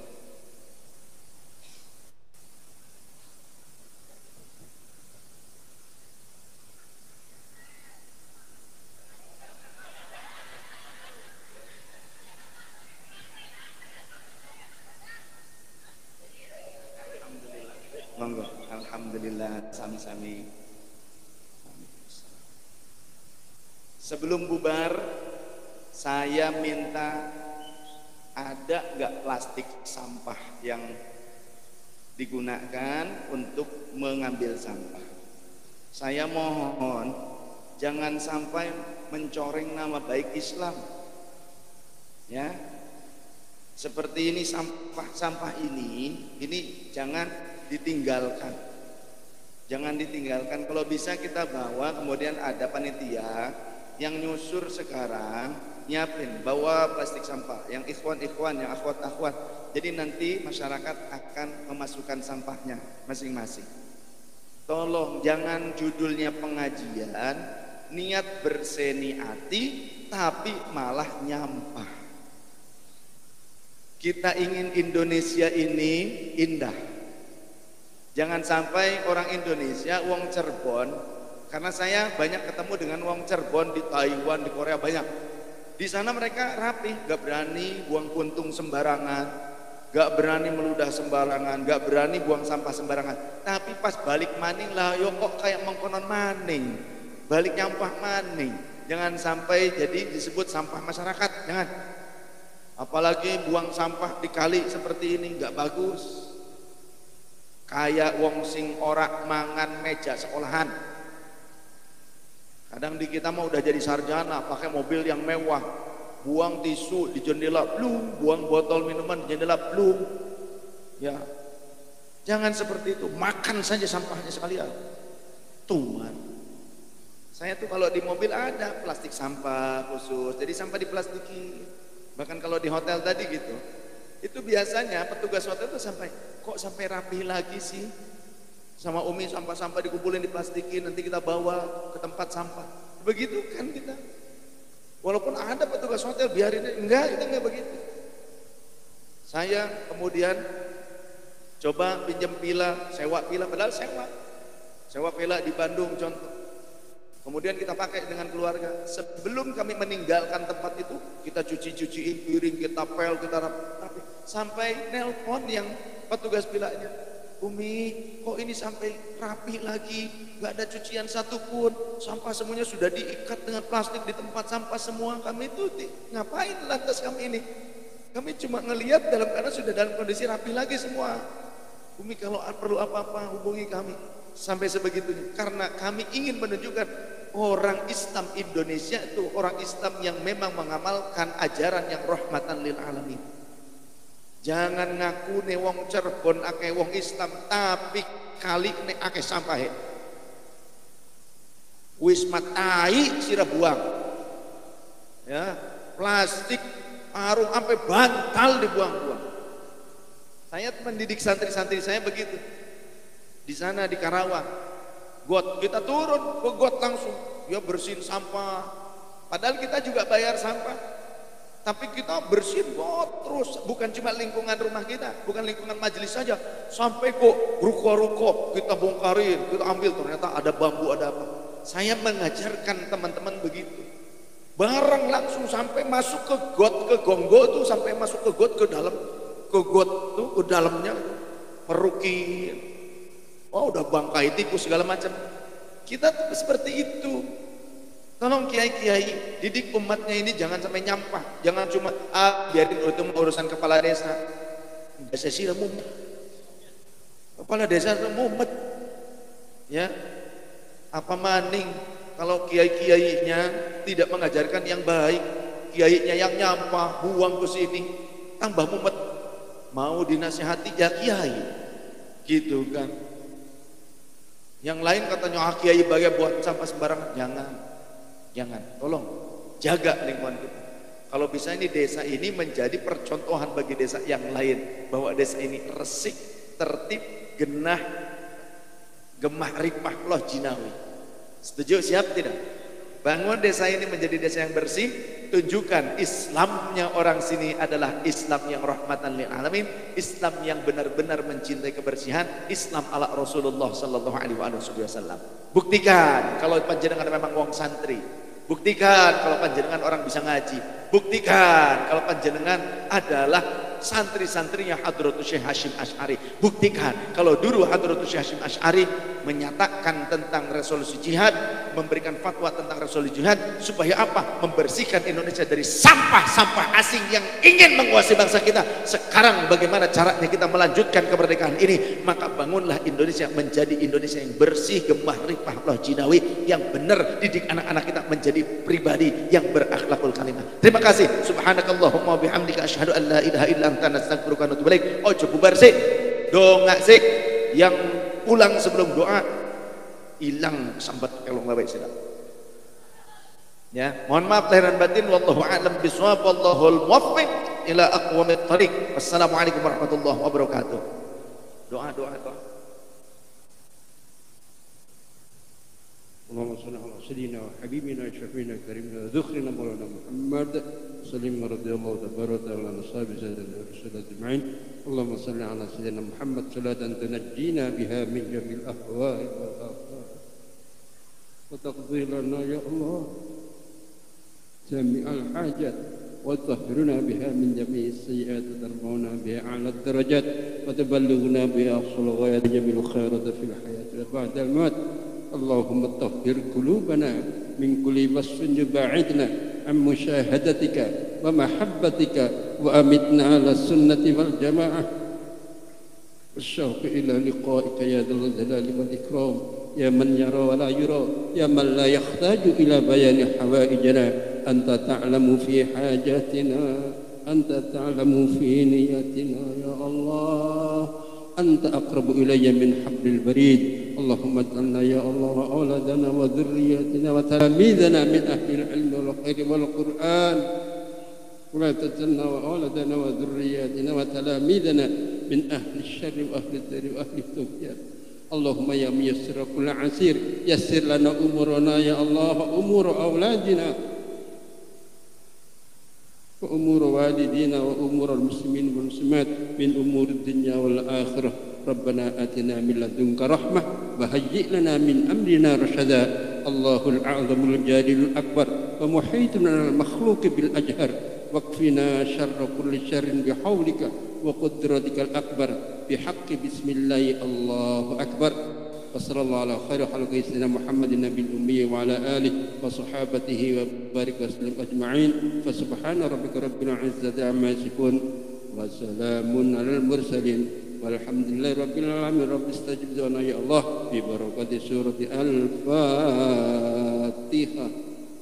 أعوذ بالله من الشيطان الرجيم. بسم الله الرحمن الرحيم. إياك نعبد ونستعين siratal ladzina Assalamualaikum warahmatullahi wabarakatuh.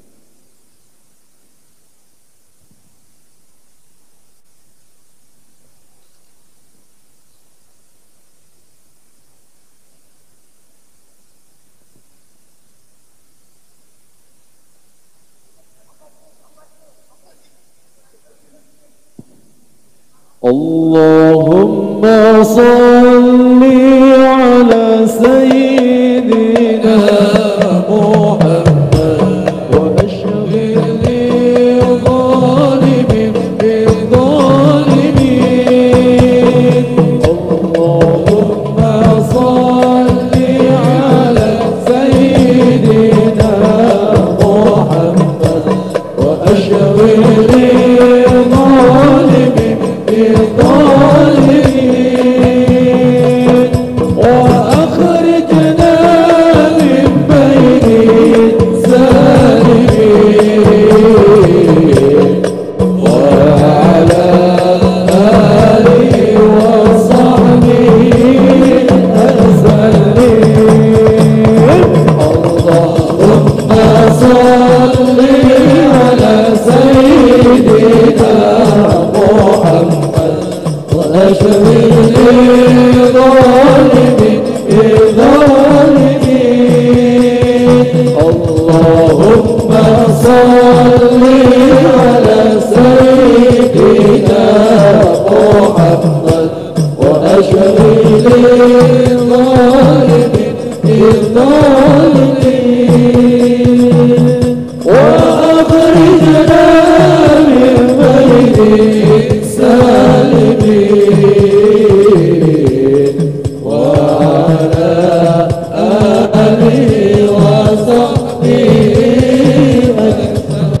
أنا بدي أنا صالحكم كمان تنتهي مؤمن أنت شريعة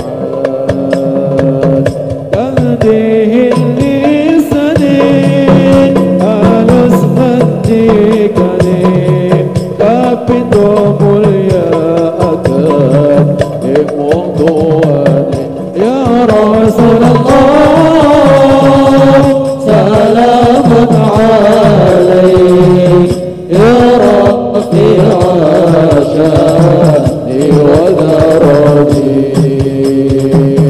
عفاك يجيب رب العالمين يا غير الجود والكرم لكن كانوا أسئل وتتلتلي وكمرا ستنور الجوي بجيك لكن كانوا أسئل وتتلتلي وكمرا ستنور الجوي بجيك أبيك pada amal anut ingin mudik jadi tanggung jawab orang awurati ya Rasulullah salamun alaik ya Rafi'a syahdi wa